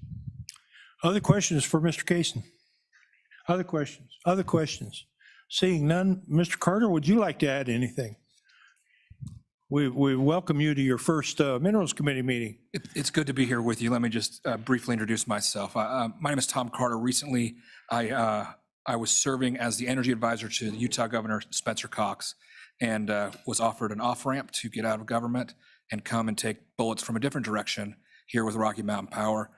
Wyoming is an important part of the Rocky Mountain Power system, as you know, and it's just good to be able to spend a couple days here with you, listening, understanding kind of your needs. I look forward to spending a few days talking to you, not just here in the committee, but one-on-one. We value the work that's being done here, and I'll just echo some things that Rick's been saying, Mr. Chair, that it takes time, it takes technology, it takes transmission as we move things forward. But we are committed, as you know, we have a group of senior leaders breaking ground on a large-scale transmission line here in Wyoming today, because we are committed to moving power throughout the state, throughout the region, and generating that power here in Wyoming. And we want to serve large loads. We want people to be able to grow their power here. We want the state to be able to grow as well. But working together is imperative to do that. So we appreciate the work of this committee. We appreciate the work of this legislature and the partnership that we've had for many years. Thank you. Thank you, Mr. Carter. Thank you, Mr. Kaysen. Okay. And Oh. Mr. Chairman, as I asked earlier before you started, I requested permission to steal about 2 or 3 minutes of your time. And it's directly related to what Tom has just said about the groundbreaking today in Wyoming by our corporation, which of course includes Rocky Mountain Power. But we're breaking ground today on June the 27th and beginning the construction of the 416-mile Energy Gateway South transmission line. Okay, this is a very significant milestone that allows us to work towards, again, getting that power out of Wyoming, getting it to market, because we know the demand is out there. This is an improvement for the infrastructure to get that power. And remember, it's also going to benefit the reliability here in Wyoming as well. It's part of our total Energy Gateway transmission project, which is a multi-year project that will add approximately 2,000 miles of new transmission across the state. So when we talk about the benefits of just going beyond transmitting electrons, we're going to have about 1,325 construction jobs in Carbon County. Doggone it. The good representative from the Rollins area is not here here he is. So anyway, as I was mentioning, Mr. Chairman, 1,325 construction jobs in Carbon County, as well as Southwest Wyoming. And it's going to allow us to look for new renewable energy. We've got our legacy units still online, so we'll be able to move that power. So I think this is a bright day for the state of Wyoming. It's great for the infrastructure. It's great for our corporation. And sir, I thank you for allowing me to share a few comments with regards, again, to the Gateway transmission system. Mr. Kaysen, where does that start? That starts in Carbon County or? Yes, sir. Carbon County? Okay. And crosses the southwest part of our state. Okay, thank you. Yes. Mr. Case, it's been a while since the committee got an update on the transmission lines. You know, we look at how we get our energy out of Wyoming. Used to be pipelines that we were concerned about, than transmission lines. Can we get just a map to the committee members that show I can't remember those paths. I know they take years and years to plan, but something with sort of whatever the public data points are on that of the transmission capabilities, what offloads there might be in the state of Wyoming, opportunities like that. Now, if you could, it'd be awesome. Okay, we will do the best we can. Now, do you want it for the entire gateway, or do you just want it for this portion? If we could just do the last two, the entire gateway project. So yeah, Okay. west That'll and give you south. that'll give you the full picture. Yeah. Yes, sir. Appreciate it. Thank you. Oh, Senator Rothfuss. A brief thought on the last comment that we have to be cautious on about transmission, and I've always been a supporter and will continue to be a supporter of transmission. But the conversation we had a few minutes ago about the fact that we produce 3.5 gigawatts in the state and we consume less than 1 gigawatt in the state is a real concern. And what we're doing with better transmission is increasing that gap. When Wyoming has been dead last in economic growth for the decade from 2009 through 2019, and we have to find ways to actually develop in the state, to diversify in the state, I want to hear the stories where we're landing more billion-dollar facilities that are consuming this power. I want to hear how Rocky has inked a contract with a new consumer in the state of Wyoming also, new transmission, oh, and here's a facility that wants to consume 300 megawatts, and we entered in that negotiation. When Rocky, which is the largest power producer in the state of Wyoming, points to Black Hills and says they had a successful project, and it's the same project we've been talking about for as long as I've been on this committee as the successful project, singular. It kind of makes the good news of the transmission success, a little more sour when what we're seeing is that we're an exporter of electricity, and heck, we don't even get the sales tax on that electricity when it leaves the state. So we can count the number of dollars that leave each time. We need to value add here to diversify here. And again, I just keep hearing, we're trying, we're working, the system's worked for 100 years. I don't know what the criteria is you're using when you say that it's worked for 100 years, because I look at the last decade and I don't see any new significant development in the state that provides that economic growth. And I certainly see Rocky and other power providers looking for ways to export the power, but I don't see them looking for novel solutions in the state of Wyoming. So I do look forward to hearing that. I'll continue to support transmission corridors and everything else we can do, but I'd really enjoy the success stories of how you landed a 500 megawatt project in southwestern Wyoming to help their economy out, or northeastern Wyoming to take over some of the jobs that we have going in up there, instead of just hey, we're going to keep producing some power and we've got some markets that will buy that power from us. Thank you, Mr. Chairman. So we all know that those are negotiated and they're kind of secret, so we know you can't divulge any of those projects right now. But as soon as you have one, we'd really be interested in hearing about it. So thank you very much for your testimony today. Thank you, Mr. Carter. Oh, excuse me. Yes, Representative Duncan. Thank you, Mr. Chairman. I am curious, does your company have any sort of an economic development, any sort of a marketing that actually targets companies to come in and consume power here within the state, to actually go after some of your power to bring them into our state? Do you have any sort of a policy or any sort of internal marketing or anything like that for your company to consume and to bring to Wyoming? Yes. Can you give us a quick answer on that, Mr. Case? Yes, Mr. Chairman, Representative Duncan, the answer to that is yes. I'm going to go a little bit longer, Representative Heiner. Not only do we have an entity or folks within the corporation, we also work at the local level and the state level as well with the local economic development entities across the state of Wyoming, in which Rocky Mountain serves, and of course, working with the Wyoming Business Council, the Wyoming Energy Authority. So yes, ma'am, internally there are efforts to assist in looking and support economic development. Oh, yes, Mr. Representative Heiner. Thank you, Mr. Chairman, for the opportunity. So we heard that we're exporting a lot of power, and following up to Senator Rothfuss's comments, we're building these gateway projects to transport this out of state. Is there any way to know how much power is actually going across the state line? Is there any meter at that point so we can actually know how much is quantitatively, how much is going across the state line? Okay. Senator, Representative Heiner, yes, sir, and we'll get you that detail. Yes, we export almost everything. We export our cattle, our sheep, our water, our electricity. We export everything. Our beets, our children, we export them all. Okay, thank you, Mr. Casey and Mr. Carter. Thank you. Thank you very much for your testimony. Thank you for your time. We're going to start on public comment, but in order to start, I'm going to ask Jeremiah to talk about repurposed industrial sites, which could be a location for some of these electric power generators or users. We could use some of these for that possibly.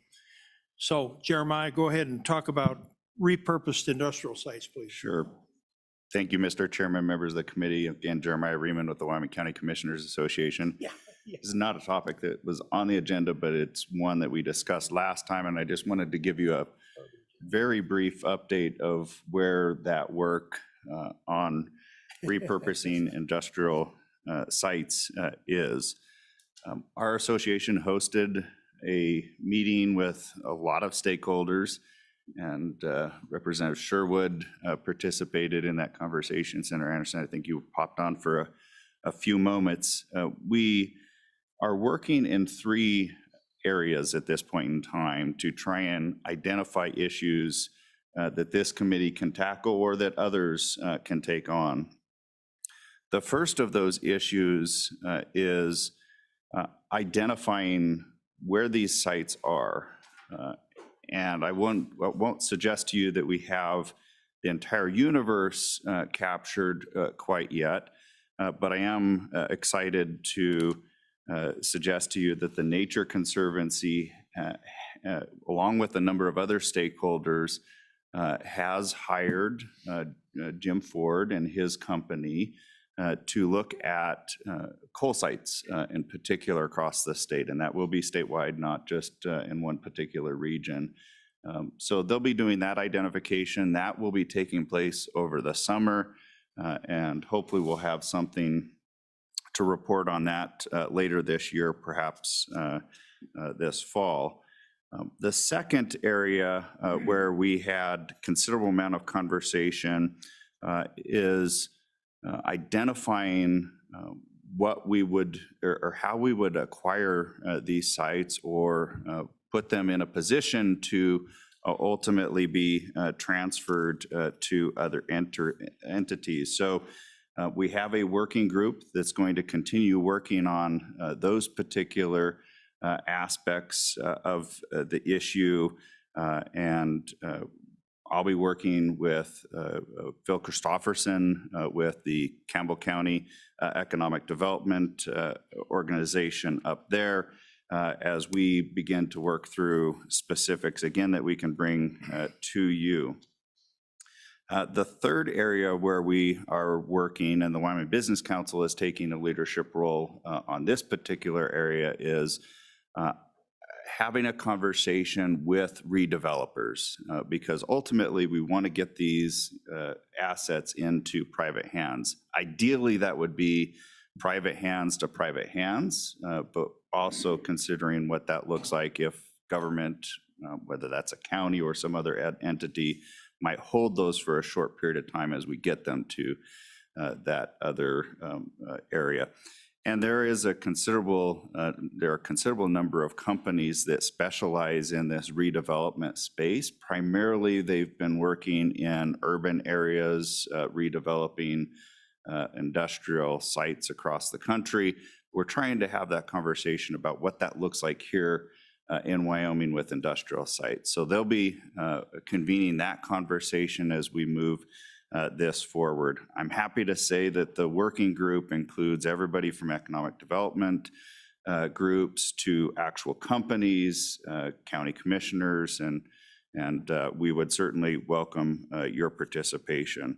I do hope that it might lend to this sort of a conversation, possibly, but again, our task and work is to get you as many possible solutions, and hopefully we'll be able to do that at your next meeting. With that, Mr. Chairman, I'm happy to answer questions, go deeper if you'd like, but those are the 3 primary working areas that we're tackling right now. I think you'll notice we do like to go deep, but anybody have a question for Jeremiah? No, hearing none. Thank you, Jeremiah, for that public input. Any other public comment in the room? Yes, sir.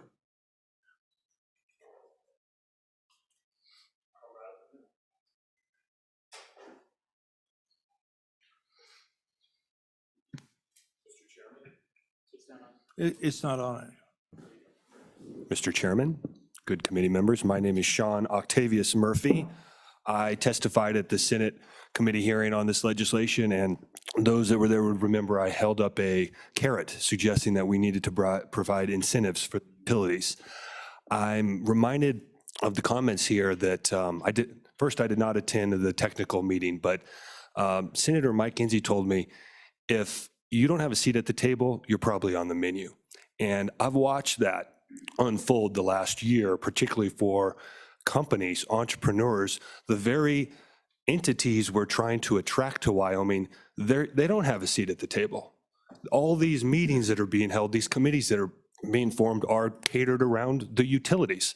I played football right here across the street. If we put a scoreboard on that, it would say utility investors 56, Wyoming economic development 3. That's the reality. So I've heard some very good questions by two of the good senators up here that I think understand that this is a monopoly, the current legal environment. That's what it is. So there's been some good operators in that monopoly and some that have not worked well for economic development. I can say Black Hills has done an incredible job. My brother wrote the RFP. We won the RFP. I brokered the deal. The success that's happening in Laramie County, that's us. That's Wyoming boys. And it's been very difficult, if not almost impossible, to overcome all the complexities of the BCIS agreement and broker the deal to have high-scale industrial use in the state, to consume that much power. It's very hard, and it was really us against Chinese companies. But that's the reality. So there is 1 gigawatt out there, but these are primarily Chinese companies. So we're working very hard. There's some very good players in the state, and I want to just tip my hat to everything that Black Hills has done in the environment that we have. They have done everything that they could.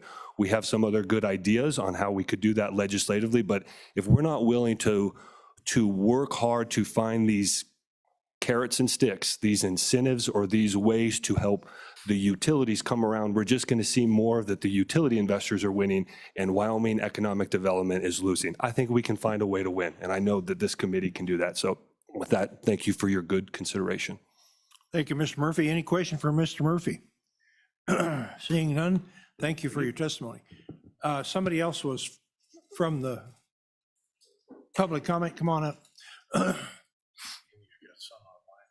Yeah, we do. We got a bunch of them. I'm going to limit them to 3 minutes. There's too many of them. Yes, Mr. Chairman. My name is Bruce Acey. I'm here on behalf of MDU Resources of Montana Dakota Utilities, and I won't repeat what my peers have indicated from the utility industry.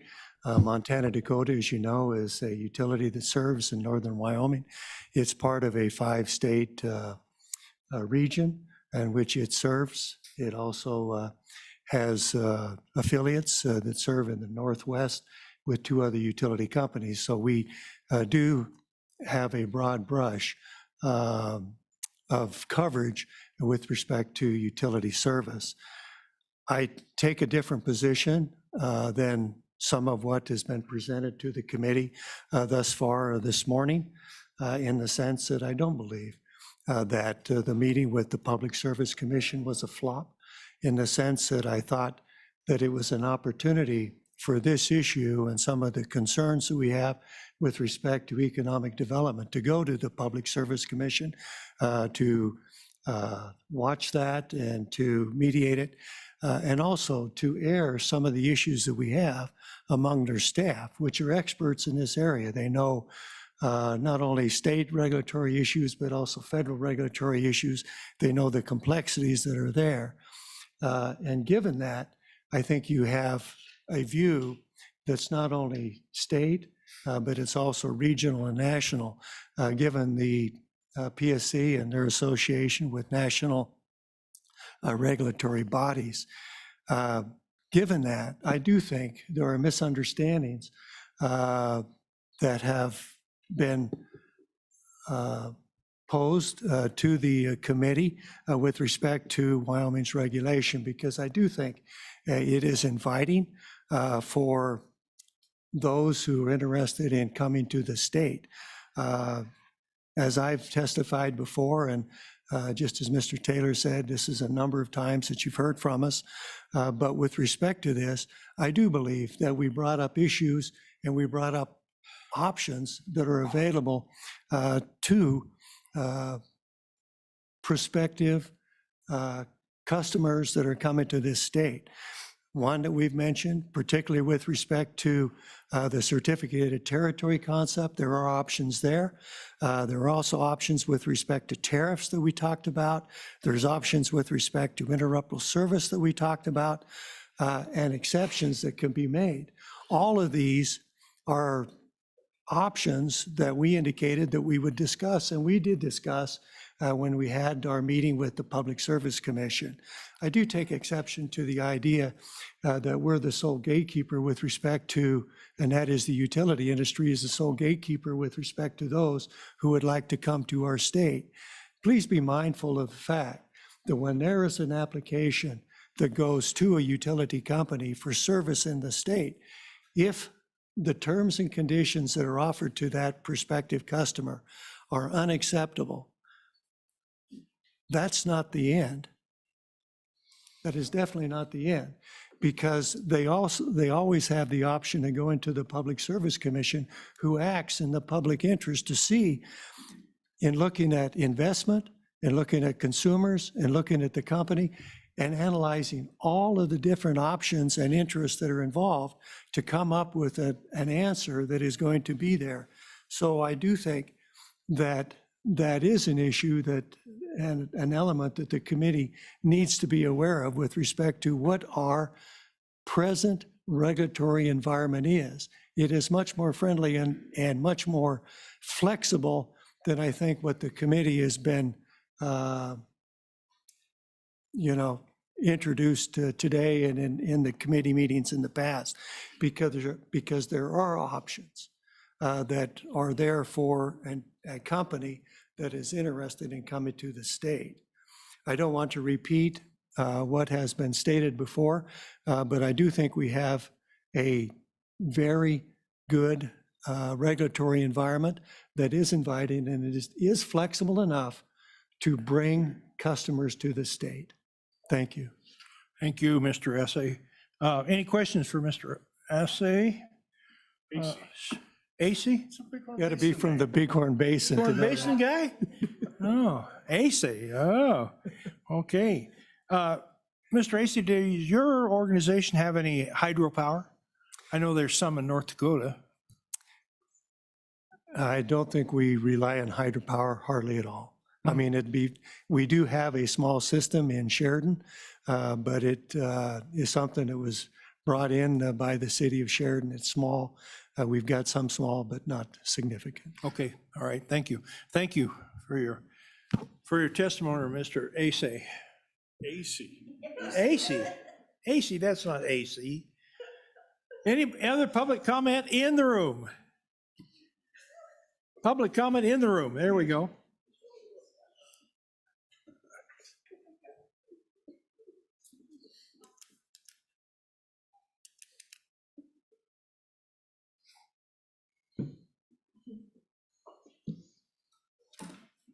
Before you start, let me introduce Representative Clausen, who just made his appearance in the room.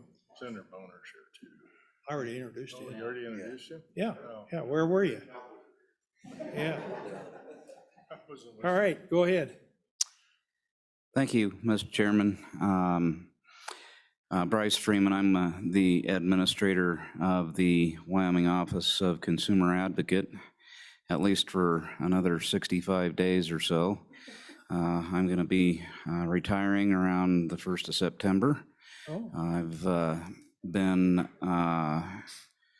the administrator of the Office of Consumer Advocate for approximately the last 20 years.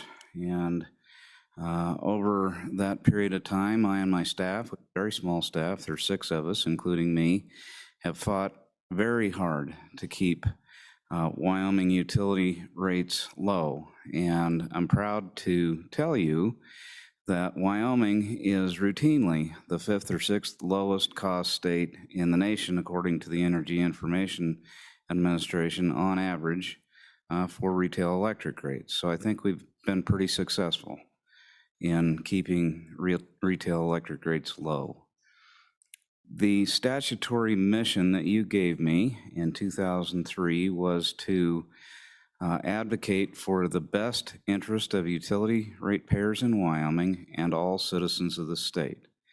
And that's what I've done. So that means that I have a very broad constituency.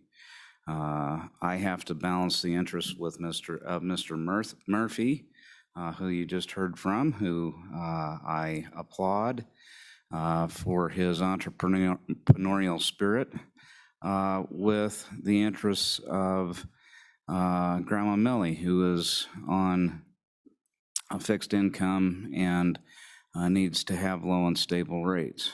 And so I want to work with the committee to figure out how we can do this, but we can't ignore the impacts of what we do in the way of policy on existing ratepayers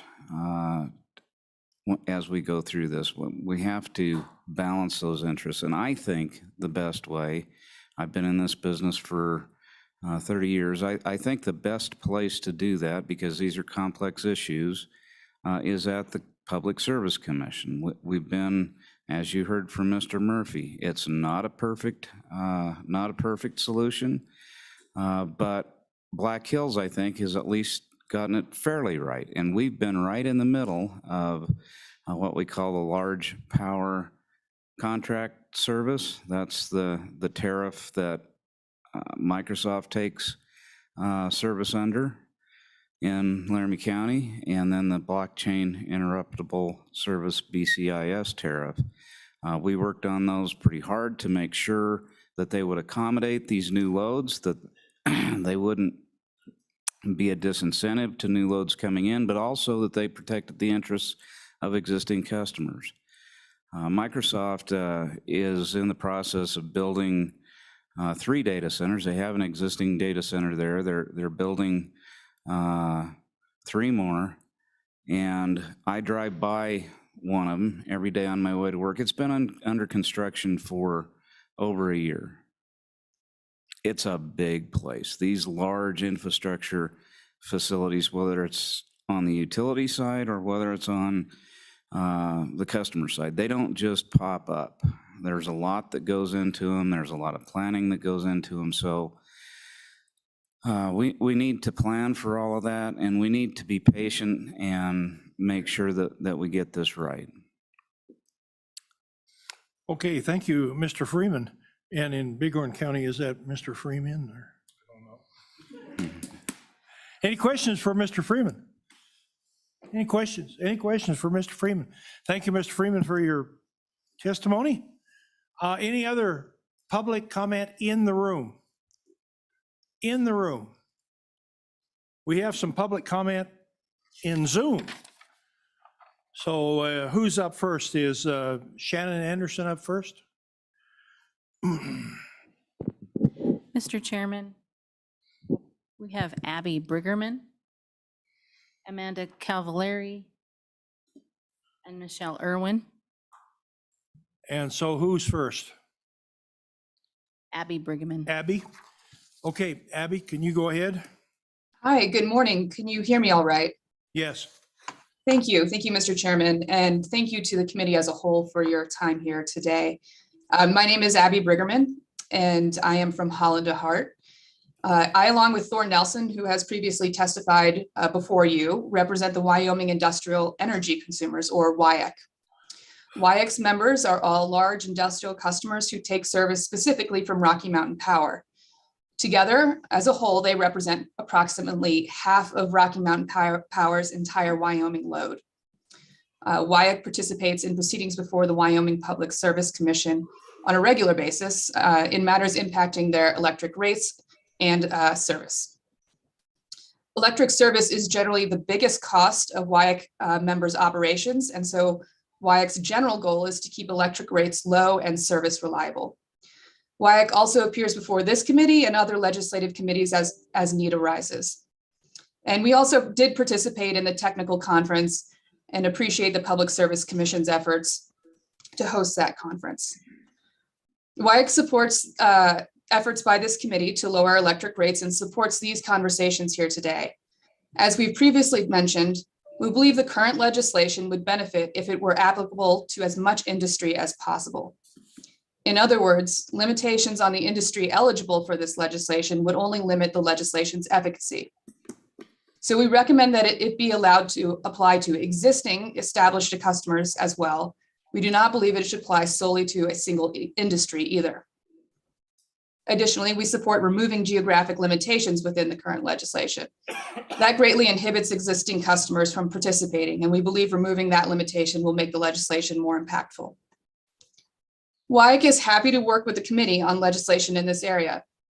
I'd like to bring to the attention of this committee a previously drafted piece of legislation, SF 124, which was considered by this committee in 2019. WIAC supported that legislation. SF 124 enabled what is called behind the meter generation, in which an independent power producer or third-party producer is allowed to sell power directly to a customer so long as it does not use any public utility facilities to deliver that power. This is not self-generation, but rather third-party generation. So to be clear, one of the beneficial pieces of that legislation is that it allows for the direct sale of power from a generator owned by a third party to a customer. And because there is a sale of power here, the cost is reduced by production tax credits. When a customer generates its own power, there are no sales of power involved, and therefore no production tax credits can reduce its cost. We would welcome the opportunity to revisit this concept with the committee. Lastly, I want to provide brief remarks on Rocky Mountain Power's Schedule 400, which Mr. Burbridge discussed briefly earlier today. That is the new tariff that allows Rocky Mountain Power to enter into special contracts to procure power for large customers. WIAC supported that new tariff, and we believe it is a step in the right direction. We do not know yet how effective it will be. It has not been finalized at this time. However, I do want to point out one limitation in Schedule 400, which we believe exemplifies why more needs to be done. And that is, under Schedule 400, Rocky Mountain Power has control over whether it wants to enter into a type of special contract. Simply put, if it does not want to, it does not have to. By its nature, Schedule 400 gives Rocky Mountain Power complete discretion as to whether these special contracts will ever come about. So while WIAC supported Schedule 400, we believe there's still a lot of room for improvement in this area. I want to thank you for your time here today, and I'd be happy to answer any questions you may have. Thank you, Ms. Briggerman. Any questions for Abby? No questions? Thank you, Abby. Thank you for being with us today. Who's next on the Zoom? Amanda Cavallari. Amanda Cavallari, go ahead. Thank you, Mr. Chairman. I appreciate it. I just want to give you a little bit of background on myself for context. I'm the CEO of Digital Reserve Energy. We currently are building an off-grid mining operation in Gillette, and co-founder is a fifth-generation Wyoming native. I grew up in Colorado, for better or worse, so please don't hold it against me. I got here as quick as I could. I just want to give a little bit of context of what I'm seeing. I've worked in emerging technology my entire career, have a master's of science in technology commercialization. So I've worked on everything from machine learning to hardware in healthcare and cryptography.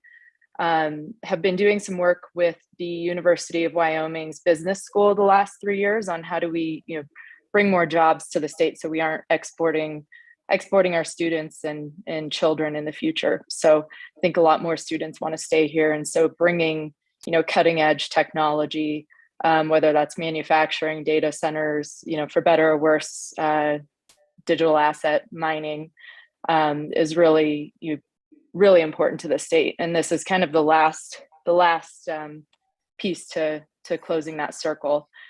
We have, tried to bring large publicly traded or large very well funded folks with long-term reputations to the state to purchase power over 100 megawatts, and it hasn't gone anywhere. These are not Chinese companies, these are American based entities. So there is an interest. What is happening, just for perspective, at the national level, because power is a very competitive industry around the world, is folks have gone to Texas. So Texas is seeing, I think, about 70 gigawatts worth of demand, and they only have just over 30 gigawatts of new build out.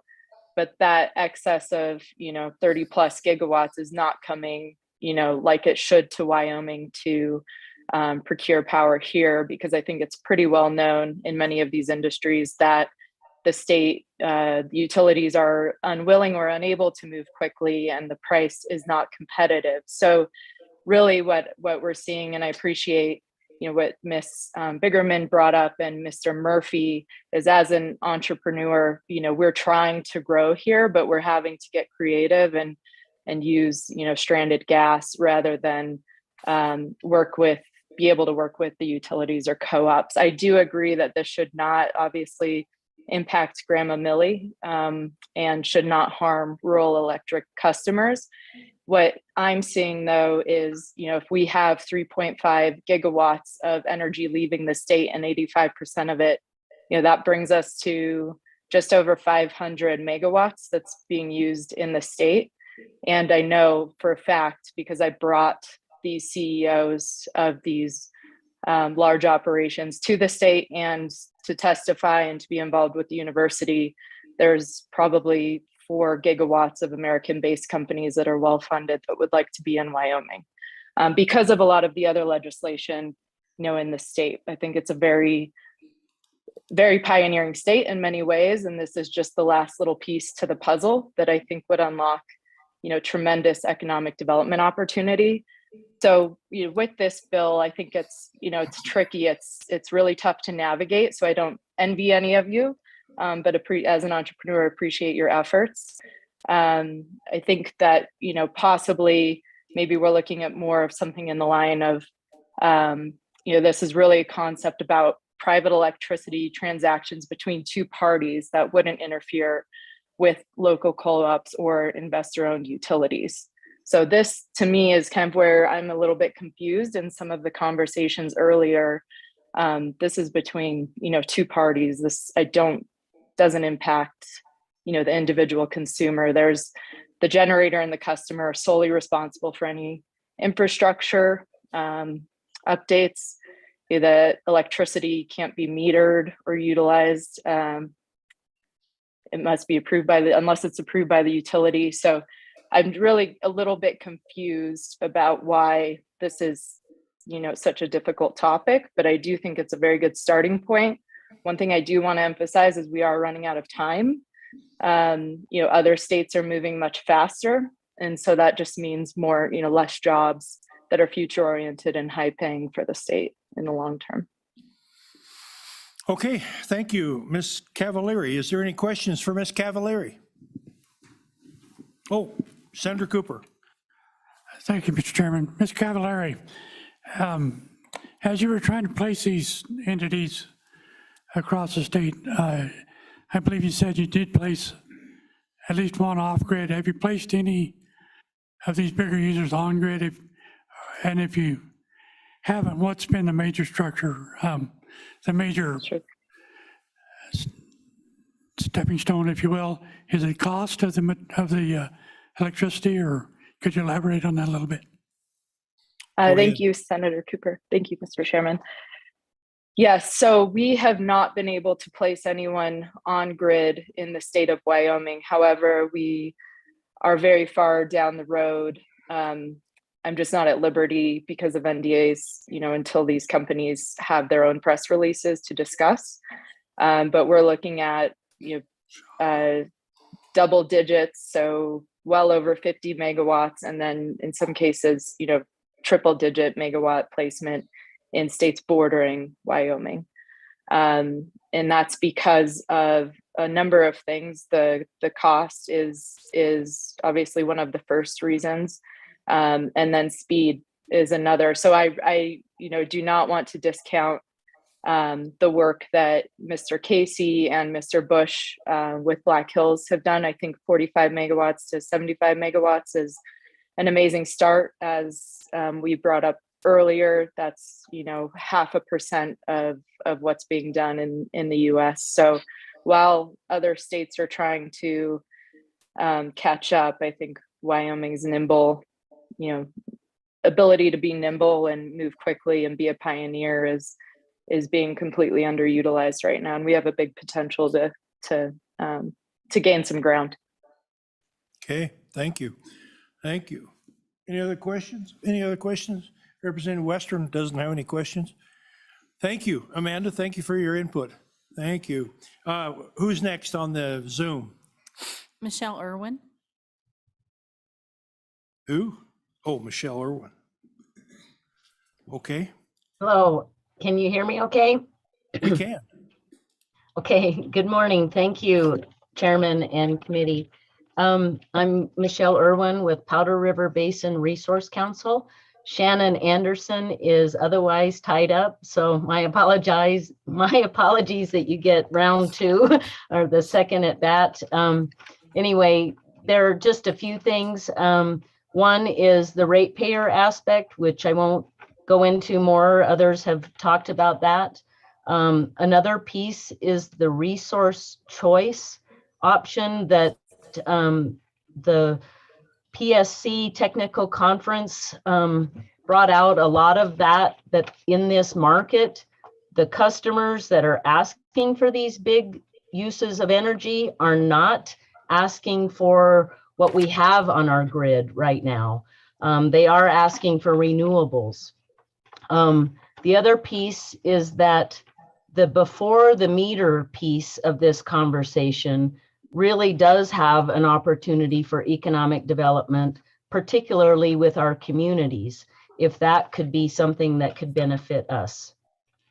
The other aspect of this conversation has to do with the state lands piece.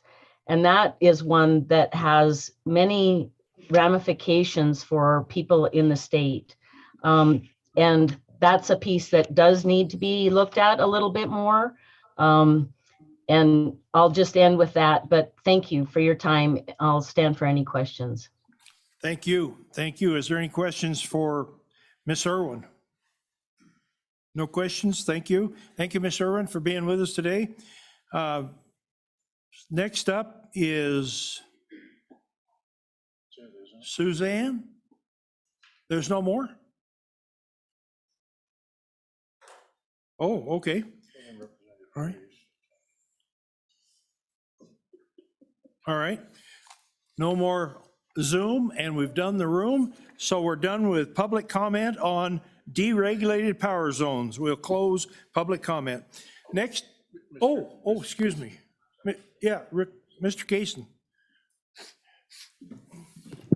I apologize, Mr. Chairman. I thought I'd take an opportunity to answer Senator Cooper's question with respect to the amount of megawatts and get that checked off. So, Mr. Chairman, if I may proceed then? Yes, go ahead. Okay, and I will correct myself with respect to the total megawatts generated in the state of Wyoming. That total capacity is 5,000, and I'm going to round this up, 5,227 megawatts. And I said Rocky was 53, but the 5227 number is total generation of all the investor-owned utilities in the state. For Rocky Mountain Power, our total capacity is 4,629 megawatts. And I mentioned approximately 85% is exported. So that results in 694 megawatts that would be consumed within the boundaries of Wyoming. And I trust that answers your question, sir. Okay. I believe it did. Okay. Thank you very much. Thank you for the opportunity. Mr. Kaysen. Now we'll close public comment on deregulated power zones. Next up is oil and gas issues, but we're going to take a break. Let's take a break. Find out where Chris wants to go on this. Yeah. Yes, we're going to do a break. It is now 10 minutes till 11. We'll reconvene at 11. Thank you.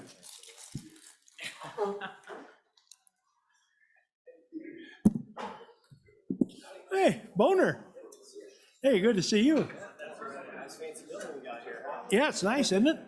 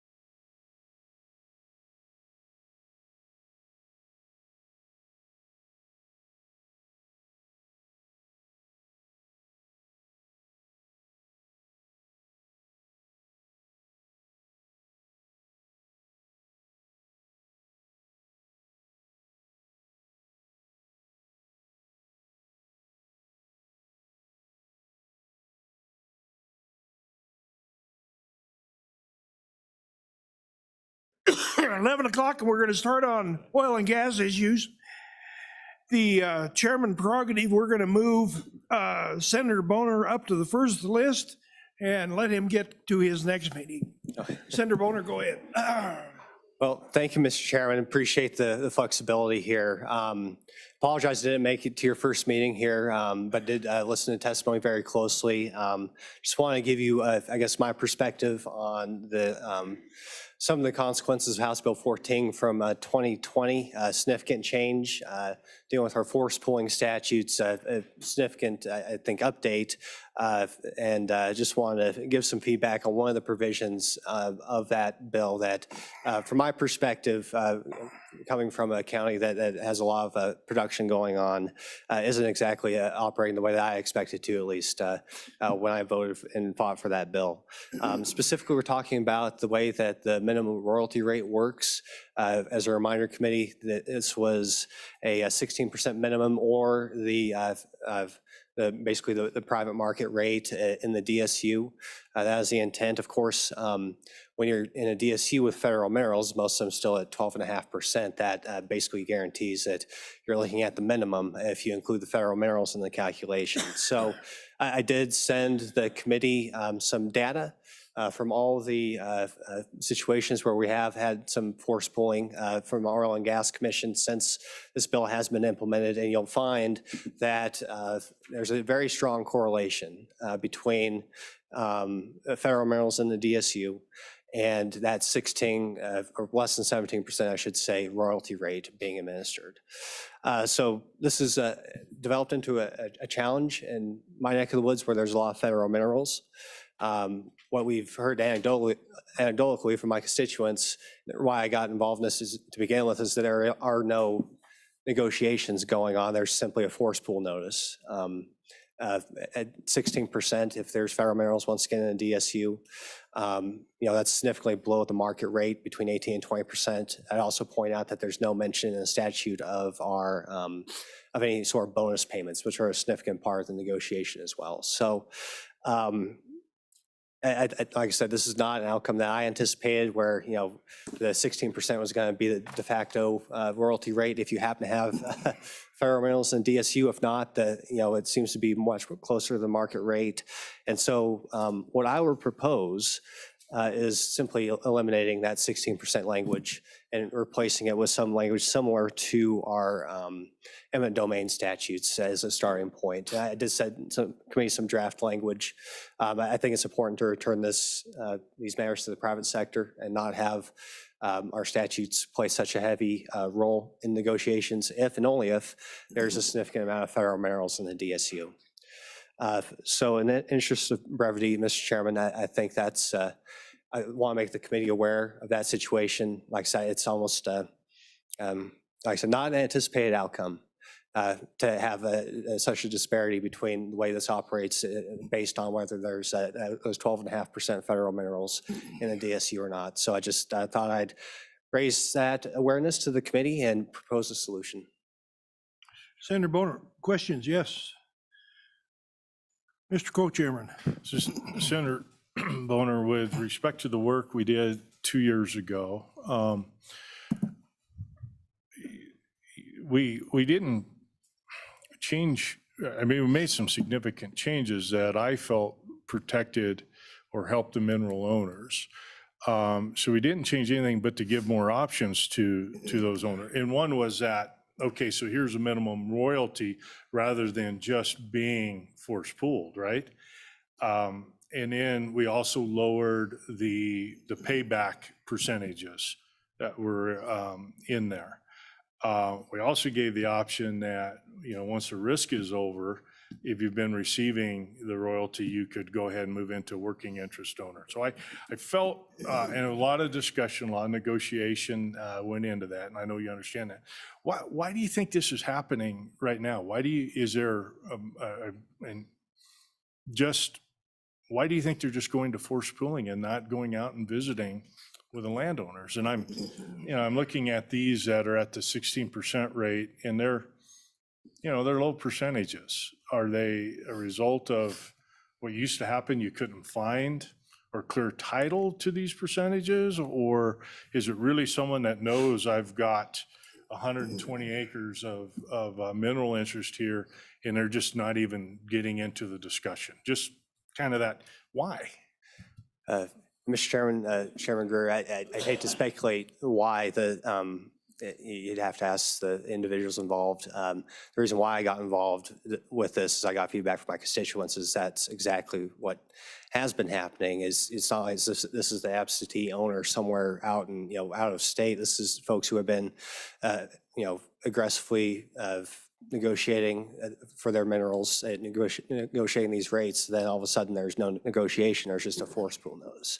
So that's the anecdotal information that began to pique my interest. And I got, this data, which I'm trying to rely on, not anecdotes, that shows a strong correlation between these federal minerals having a outweighed impact, I guess, on the way that this statute is playing out on the ground. And so without speculating as to why, I think that's the feedback that I've received from my constituents in the Powder River Basin. It was a significant change. I applaud the committee's work. I understand it basically updated our statutes to reflect that we live in a horizontal world, not a vertical world when it comes to drilling for oil and gas. And so because it's such a significant change, I think it's reasonable to take an assessment of how it's working, and it's reasonable to almost expect that we're going to have to make some changes based off the way it works out after a couple years now. Follow-up? Yeah, thank you. So sorry, I spent a summer of my life working on this issue. Yeah, I've troubled when I see, 8%, 4, 5, 6%. What I always just call fee interest, right? But owned by individuals, citizens of Wyoming for the most part, being at the 16% royalty. That, to me, that should be negotiated somewhere along. And I'm sure every one of those leases, well, I know 10 years ago, every one of those leases would have had a story associated with the negotiation. What I'm concerned about is if there is no negotiation going on. And so is that your understanding, is there really isn't? That has been the feedback I've got from my constituents. Like I said, I haven't quite done the work to understand how often that happens. But once again, after some cursory digging into the data from the Oil and Gas Commission, like I said, we see the root of that circumstance, which is the leverage that we give the producer in our statutes it's a 20%, up to a 20% reduction in the royalty rate with no bonus payment. And that's a big deal. So I think we found the root cause that we can point to. But I could do more work to flesh out just how often there's very little, if no, negotiation. But right now we have anecdotes. And so then one more. Yeah. So then, Senator Boner, I know you weren't happy with me when we didn't pass the bill, but now that federal mineral royalty rates go up, how does that affect us? It didn't help the people that are where they are. But. Yeah, Mr. Chairman, it's my understanding there's a lot of federal leases out there at 12.5%, and the 18.5% is just moving forward. So I think, we can't rely on the federal government to fix this. I think that's a whole different can of worms. And if we see something in our statutes that's not exactly playing out the way we want it to, I think we have an obligation to fix it because we don't know what's going to happen 4 years from now. We don't know. There's a lot of moving parts, which is, I think, another reason to get rid of the specific reference to a royalty rate in statute and just leave it up to the private negotiations, because we're not going to be able to anticipate how that's going to develop into the future. Senator Boner, when we were working on this, there was a lot of sentiment that they would at least get something out of it. The 16% was higher than what they were getting. And now I hear from landmen that they could have got more, and they would have negotiated for 18 or 20%.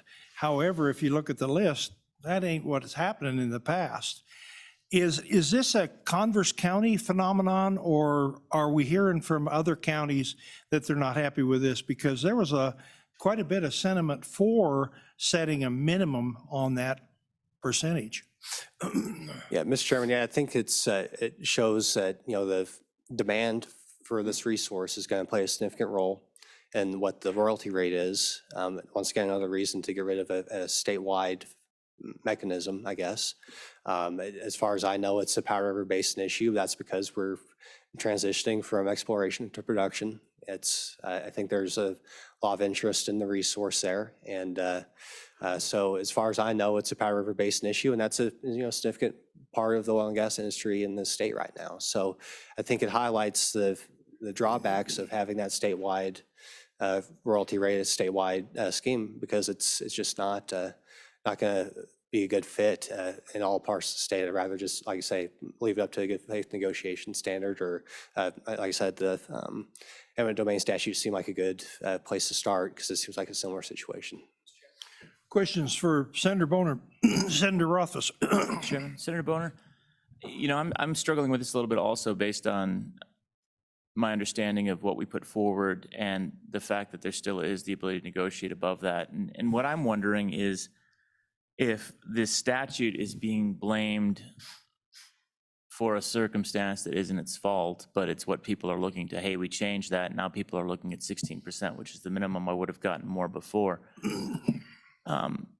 Could it be that it's just the circumstances of supply and demand and the negotiating terms that are available in the current market versus what the market looked like before we passed that legislation that are more dominant in the negotiation rather than the terms of the statutory changes? Because I see the statute as helping, and to hear that it's not helping, I just don't see the logic of how or why it wouldn't in that negotiation from the perspective of that landowner.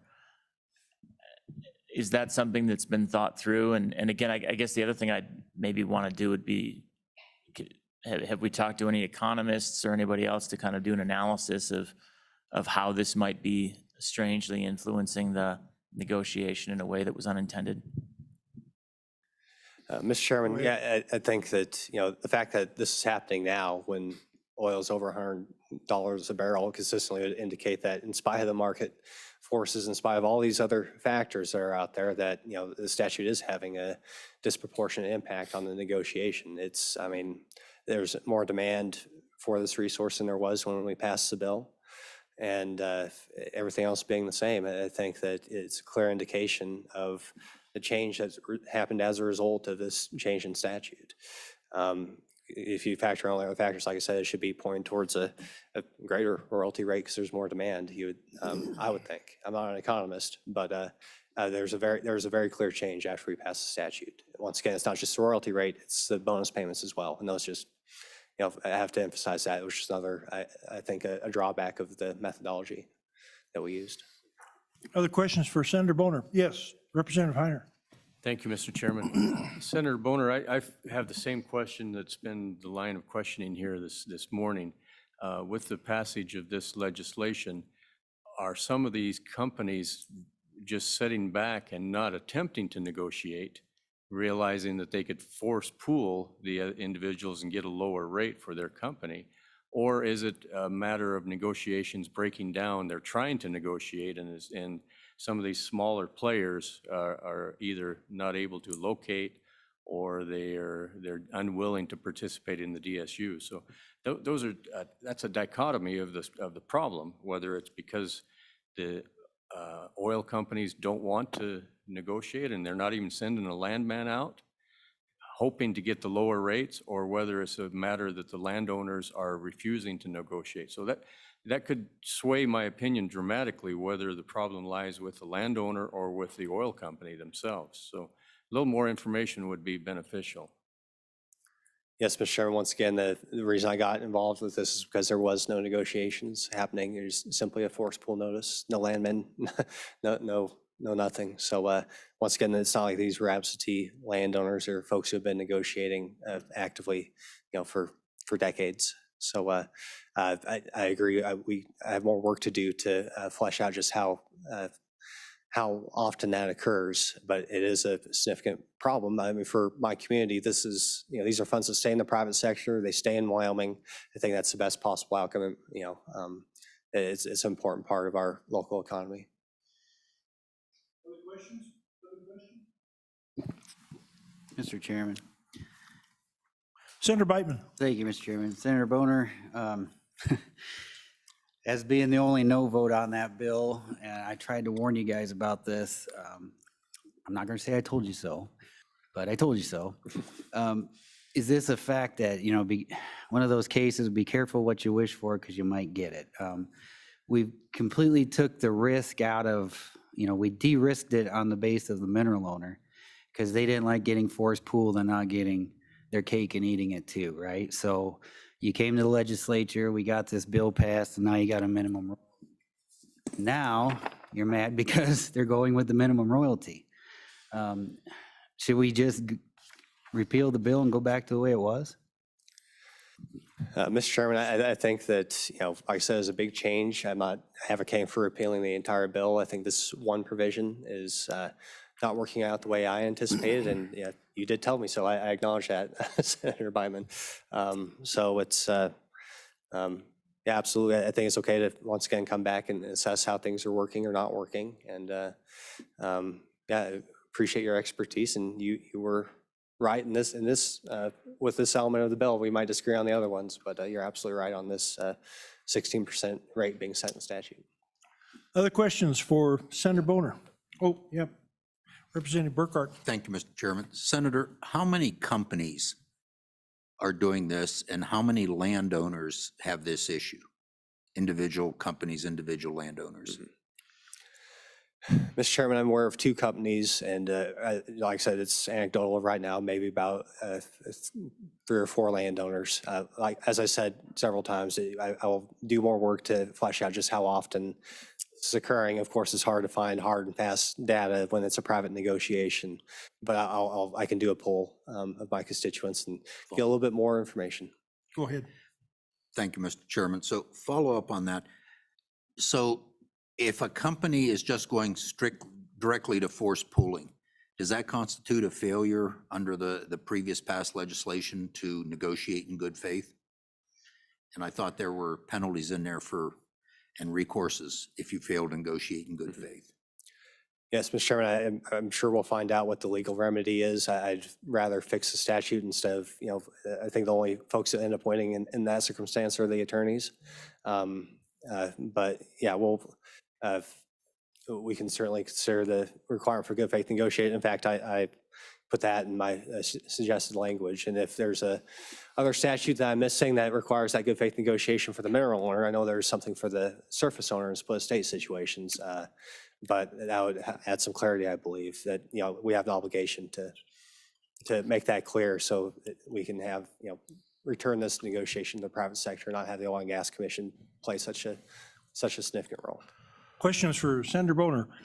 Mr. Co-Chairman. Yeah, thank you. So Senator Boner, when we went through this exercise, the 16% was discussed, and it was discussed that that this could very well do what is happening. That was a concern, is wherever you set this, it could be a default provision, which is part of the reason we went with the ability then to go to a working interest owner once the risk was gone. Now not everybody can do that, I understand that, but it was a little bit of an additional push to try to incentivize companies to get these interests under lease, right? So they could control, they always have the risk, but so they could also enjoy the upside on the profits. I am curious, rather than changing the royalty, is to add a requirement for good faith negotiation and something simple. Now, it used to be that the bulk of things that were forced pooled were for one of 2 reasons. You couldn't find the owner, or the title was 3 generations old, and I spent a lot of time cleaning that junk up. or there just simply was no way to come to an agreement with the mineral owner for various reasons with them. The fact that there at least is the implication that companies are not even having a discussion with the working interest owner is troubling, quite frankly. And I would, you know, legislation can't fix everything, but we're in an area where we're trying to provide the best guidance forward. So as part of a question, rather than messing with that percentage, would a good faith negotiation requirement be something that you've thought about? Yes, Mr. Chairman, that was a portion of the language that I sent to the committee. You know, like I said, if I'm going to offer a problem, I believe in offering solutions, and that would certainly be a part of that solution, absolutely. Other questions for Senator Boner? Other questions? Other questions? Hearing none, thank you, Senator Boner. Thank you. We look forward to talking about that in the future. Yes, sir. Yep.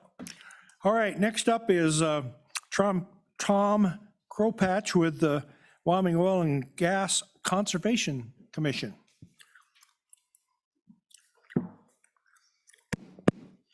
Thank you, Mr. Chairman. My name is Tom Kropatch. I'm the State Oil and Gas Supervisor for the Oil and Gas Commission. And actually, if I could just take a second before we jump into my topic, I have a little bit more data than what Senator Boner had as far as just the overall picture of force pooling. The information that Senator Boner had provided was the 75 force poolings that have been complete since the statute change that had unleased minerals within the DSU. And so there's a bigger picture to that of how many force poolings are there where the total minerals were leased. And so since the statute passed, and this data is the same age as Senator Boner's, but it's a couple months old, we had conducted 294 statutory poolings or force poolings. Out of those, 219 of the DSUs were fully leased. So, you know, essentially 2/3, a little over 2/3 of the DSUs are 100% leased. And then 75 were those DSUs that were on the information that Senator Boner had that had some portion of the DSU being unleased. Out of those unleased DSUs, 26 of those were in Converse or in Campbell County, 18 in Converse, and 31 in Laramie County. So that's kind of the breakdown on yes, Mr. Co-Chair, 26 in Campbell, 18 in Converse, and 31 in Laramie County. For DSUs that had some unleased minerals within the DSU, and the details are on that same information that Senator Boner provided to you. So it's still maybe not the complete picture of information, but a little bit more on the kind of leased versus unleased and how many of those were occurring on each of those scenarios. Okay, thank you. Mr. Chairman, for the topic that I was on the agenda for related to Oil and Gas Commission issues and staffing that we started on the previous committee meeting, I just wanted to provide an update on where we're at with that. Following the April committee meeting, I contacted the agency within the state that provides our human resources services to discuss the process for creation of petroleum engineering classifications for the agency. I did not get an opportunity to actually speak to the agency management in Cheyenne, but regarding the process, but the project was assigned to our agency's HR representative that is assigned to us. So in discussing that process, we began by completing the job content questionnaires known as JCQs. We created 3 of those, actually, Petroleum Engineer 1, Petroleum Engineer 2, and then a Petroleum Engineering Manager. And we think that will allow some flexibility, employee growth and progression, and then appropriate supervision for those employees who are working towards a license. The JCQ is an in-depth description of the tasks and the duties that each position would be assigned, and then it also includes any details related to whether they have budgetary or supervisory duties in the roles. And then A&I would use those JCQs to appropriately classify each of the positions. So we've submitted those to A&I. They're under review right now with the HR representatives there. At this point, I'm pleased with where we're at in the process. You know, we've had those discussions. I think at the start of the process, I was not certain that they felt that these would be new positions. I think they went into it thinking that it's just a standard reclass of a position, and that they'd look at it and see if it fits wherever it fits within the current positions available within the state classification system. And through that process, I think I've made it very clear to them at this point that these positions don't exist within the state classification system, that we need to, the goal of this process is to get these created. And so I think they're on the same page with us at this point. And then, as I said, they're now reviewing those JCQs, so we'll continue to work with them to make sure that they get through the process and get those appropriately classified. Question here. Senator Rothfuss, go ahead. Thank you, and I'm glad to hear that that process is proceeding. Do you have a sense in discussions with them about what the timeline might be on that? Mr. Chairman and Senator Rothfuss, I think it'll go fairly quickly. They were,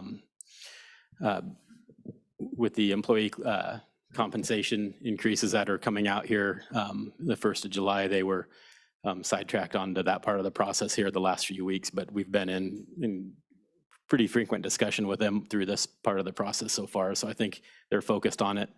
It'll probably take another month or so, I would imagine, to go through those three in detail and have our discussions with them on where they think they should be placed, if the salaries are appropriate, kind of the rankings of all of those.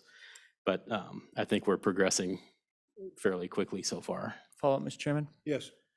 And what criteria do they use to evaluate the appropriateness of the salary ranges that you provide? Is it in the context of other salaries within state government, or is it within the context of the market for equivalent jobs in the private sector?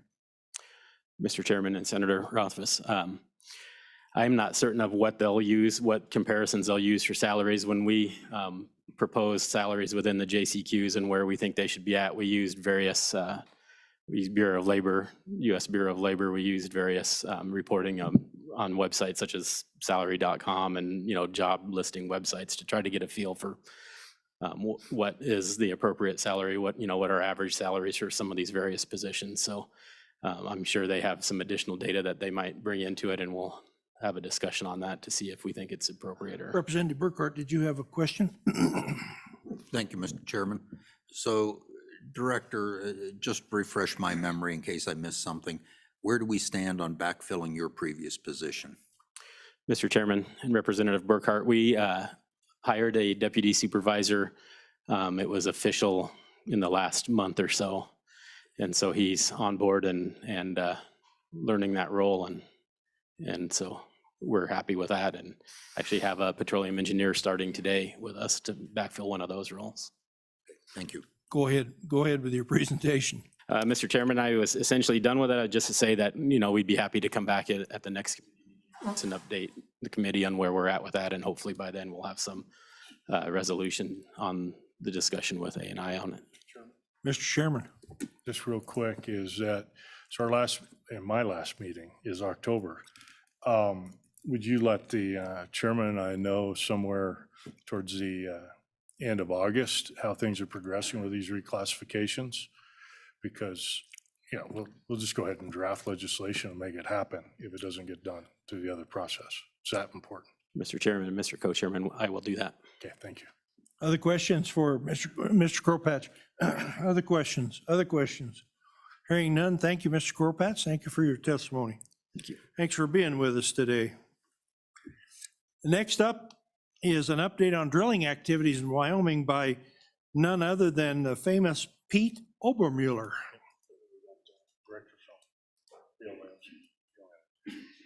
Yeah. I'll let him do that. He's a Wyoming director, or I thought it was a gal. Thank you, Mr. Chairman. Members of the committee, pleasure to see you all again. Pete Obermuller with the Petroleum Association of Wyoming. A couple of things. Just so you know, this is Dave Chase with the Bureau of Land Management. I'll get to him in a minute, just saving a little time. He's on a topic a couple down.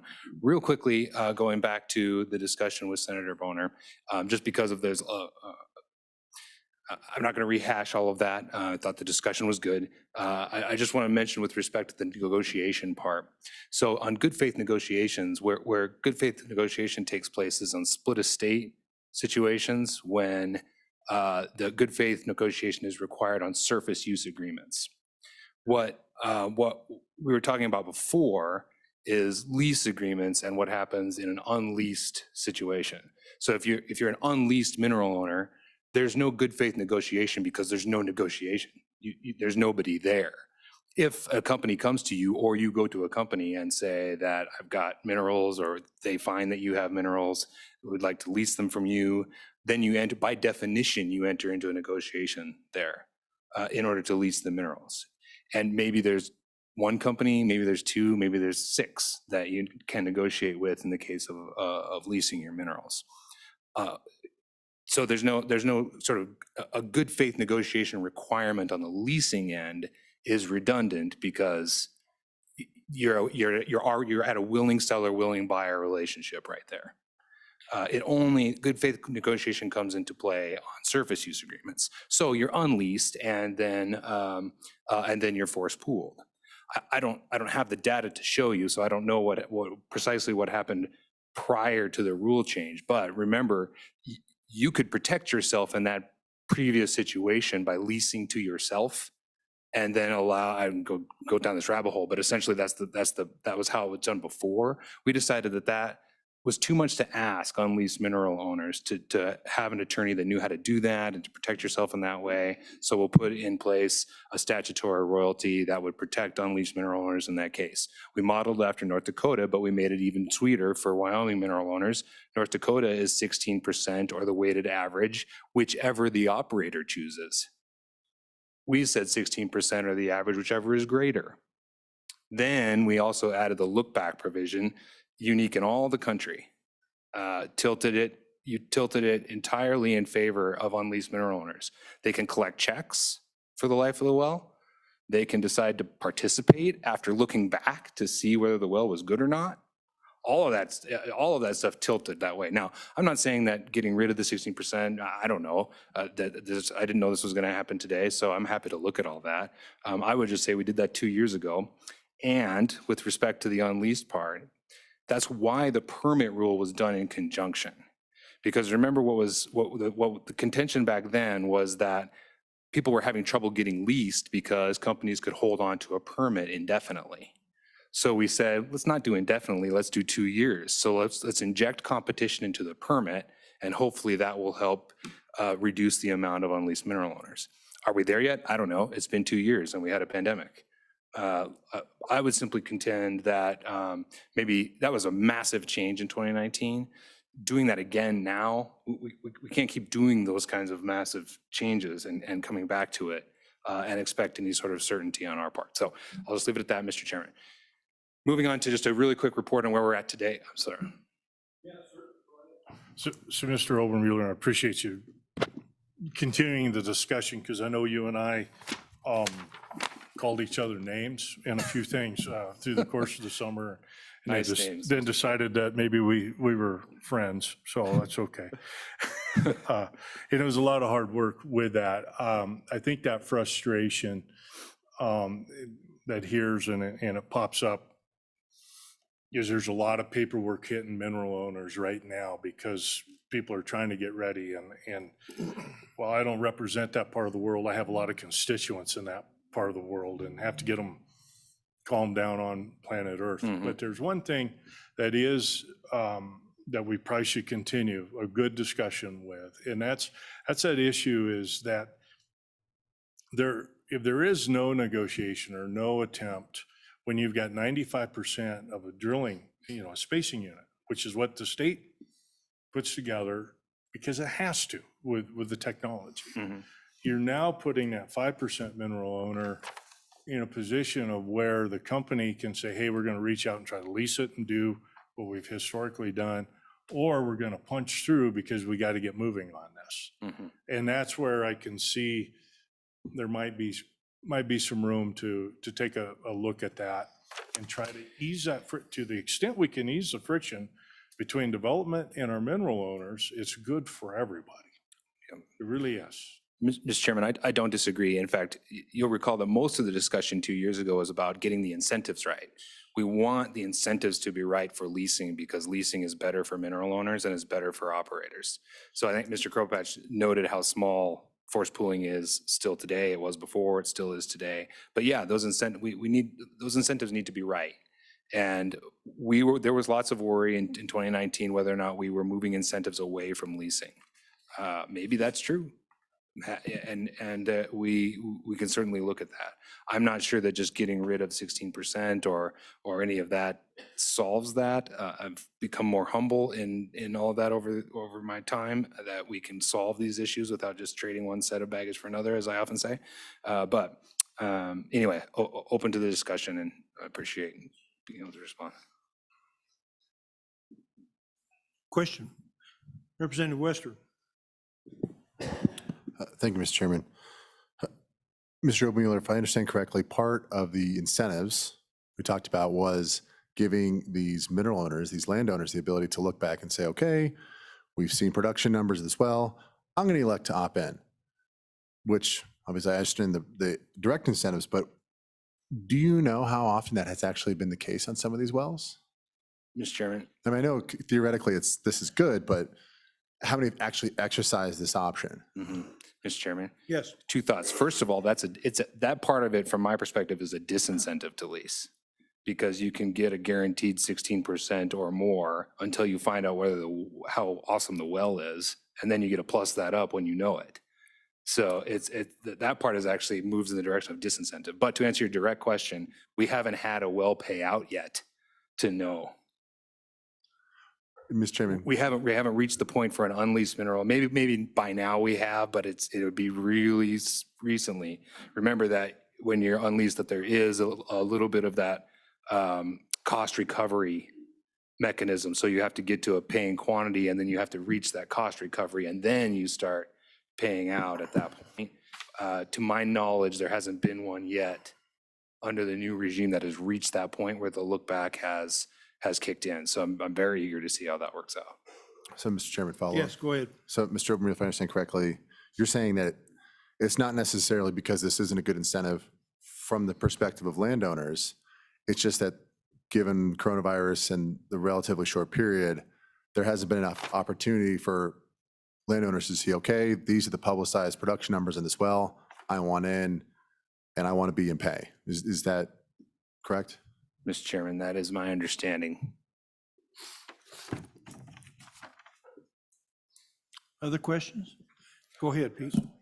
Okay, Mr. Chairman, just very quickly on an update on what's happening in oil and gas right now, and specifically with respect to gasoline prices, I just want to mention, so we're at 21 rigs this week, which obviously is better, still not where we'd like to be, but we're moving in the right direction. I think a specific one I want to mention, Mr. Chairman, is a rig that's been stood up down in the Wamsutter field. That's only part of the story. I won't go back into all the the challenges of restarting wells. Like when we talked last time about that, one of them actually was an accident of timing, that BP having made the decision to pull out of Wyoming and Southland pulling out of Wyoming. That field did not get the level of maintenance it needed. And so Crowhart and Williams have taken over that field and have invested quite a lot. They had a goal to basically restart 250 wells in that field this year. They're more than halfway there already. And so that is significant news for that field and for Carbon County and Sweetwater County. In addition, they have plans to do about 40 recompletes, and a portion of those recompletes are actually testing new horizontal possibilities. So that field is getting significant investment and work, and it's coming back to life. And now they just stood up a rig about a week and a half ago or so down there too. So that's pretty great news for South Central Wyoming, in a field that has a lot of potential, but just wasn't getting the attention it deserved. Question there. The computer here that never lies says we have 19 rigs. Are those two new other ones that you're talking about, are they oil or are they gas? Mr. Chairman, I don't have them in front of me right now. I'd have to consult the Enverus report, but I can get back to you within the hour. All right, thank you. Go ahead. So then just real quickly, Mr. Chairman, because I know you hear about it from all your constituents, is the gas prices issue. I'm not going to talk about all of this stuff from our end. Our production is obviously increasing. One of the things I wanted to mention to you was the refining issue, which I'm sure you've heard about in the news, but I wanted to bring it home just a little bit on, if I can find it perhaps, on our refining capacity. So since 2020, let me see if I can do it. Here it is. Yes. Since 2020 nationally, the amount of operable refineries was at 135 in 2020, has dropped to 128 and has dropped, and that capacity has dropped by over 1.1 million barrels per day of refining crude into the fuel that we need. So despite the fact that our production is increasing, and then in Wyoming in particular, let me just give you that very quickly. So Wyoming has 4 refineries, as most of you know, and has a current capacity of 125,850 barrels a day. That is a reduction since 2020 of 48,000, or about almost 27% reduction in Wyoming-based capacity, not as a result of closures, but as a result of the Holly Frontier refinery making the business decision to switch from crude refining to biodiesel. So our own capacity in Wyoming has reduced by quite a bit. So nationally, refining capacity is at about 93%. In Wyoming, given the reduction, our current capacity, we're running at closer to 99% in Wyoming. So they're basically churning out what they can churn out at this point. Where that 7% delta is mostly congregated around Louisiana. And their refining capacity down there. So just wanted to throw that out there, Mr. Chairman, as a data point. And that, unless you have questions about oil and gas operations, I'll leave it there to try to save a minute. Questions about oil and gas operations? Representative Heiner. Thank you, Mr. Chairman. Mr. Obermueller, thank you for being here. Some of the problems I'm hearing are labor shortage that is affecting not only our rigs, but our workover rigs specifically. As we know, a lot of these wells have been idle and they need repair because they're idle because they need repair, and they can't get the crews to be able to go out and repair those wells. What can we do to assist that? Is there anything that's in our purview that we could do to help with those situations? Mr. Chairman, I hate to say it, but I don't know. This is challenging to us as well, to have a workforce problem like this. But it is true. We have, especially on the smaller mid-sized companies that are trying to get workover rigs and those sorts of things, they're in waiting lists that stretch out into October, November, December before they can get a rig because they just don't have the people to do it. So it's a real challenge, and we're actually in the process of working with a state agency that oversees workforce and our own internal look to see is there anything that we can do to try to help this other than what we've always done, which is pay a good wage and take care of our people and that kind of stuff. So I'm troubled by it, and I don't have a good answer. One of the things that's been done in the state of Wyoming, Neil McMurray built a training center up here, put a drilling rig in and a pulling unit in, and 10 years ago, that was really successful. I talked to one of the trainers here the other day. He said, nobody's applying. Nobody's applying for the training session. And there was scholarships and everything for the training session. They didn't cost them anything to go to the training session, but nobody's coming. We have 2 drilling companies here with rigs standing up, and they're willing to do training on those rigs, and nobody's coming. So what we can do is encourage some young adults or medium range adults to ask about the industry and try to get into the industry, and they're just not interested. Everybody thinks it's a dirty industry and it doesn't pay very well, and both of those things are just not true.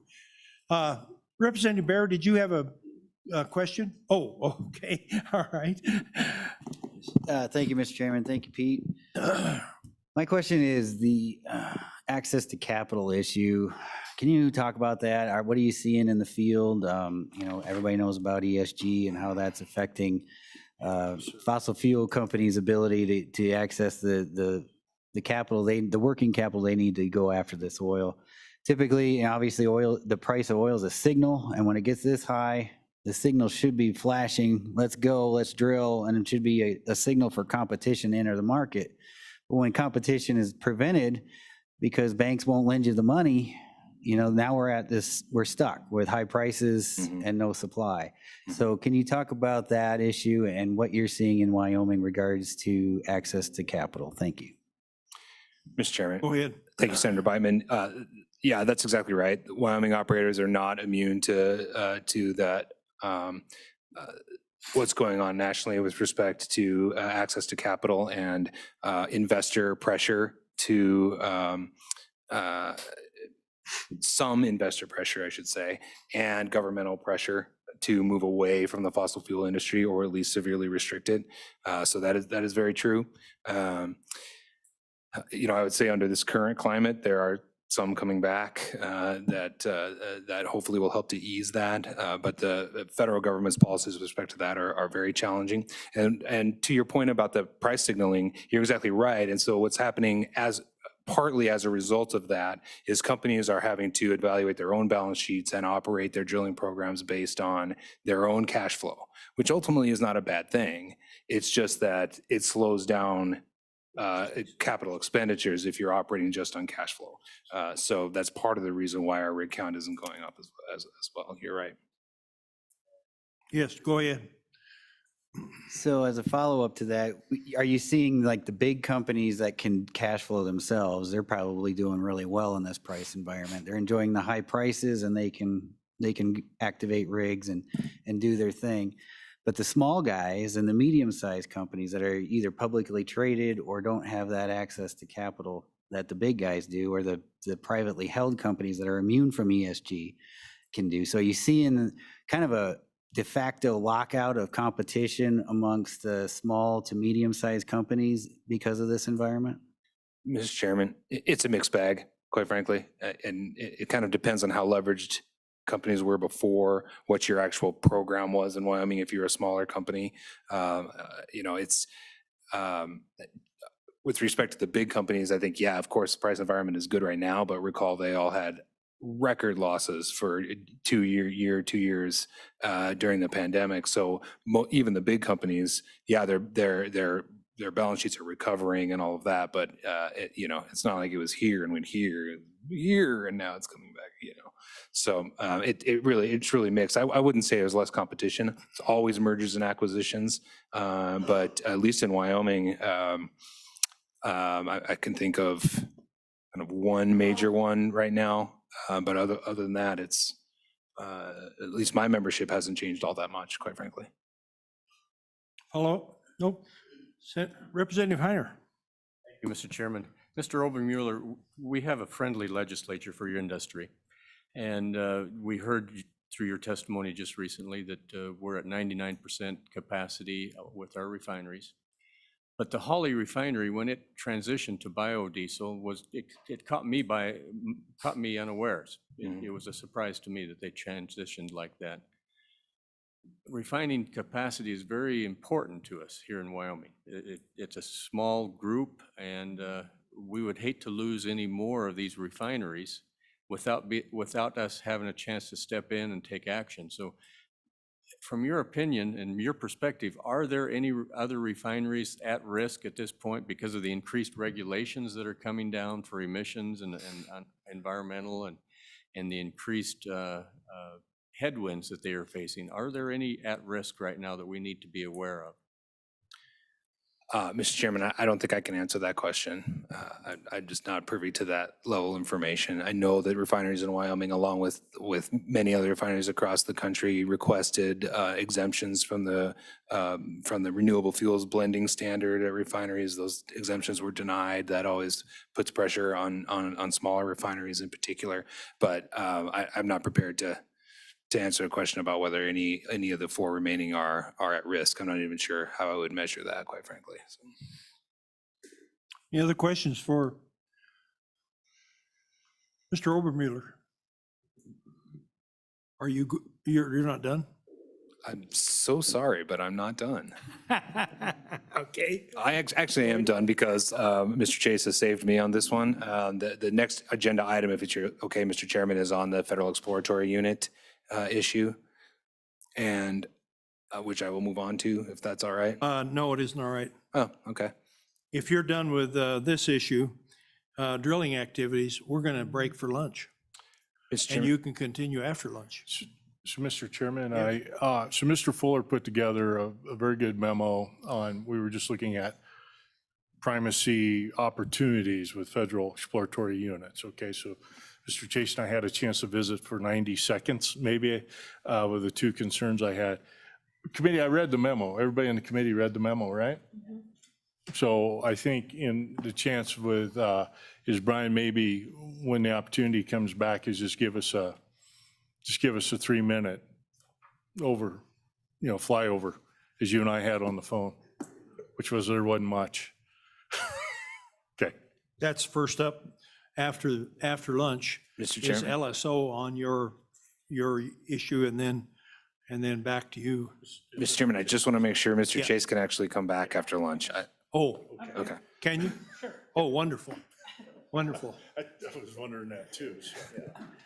All right, then we're going to break for lunch, and we'll continue with oil and gas issues after lunch. We'll reconvene at 1:30. 1:30. Thank you.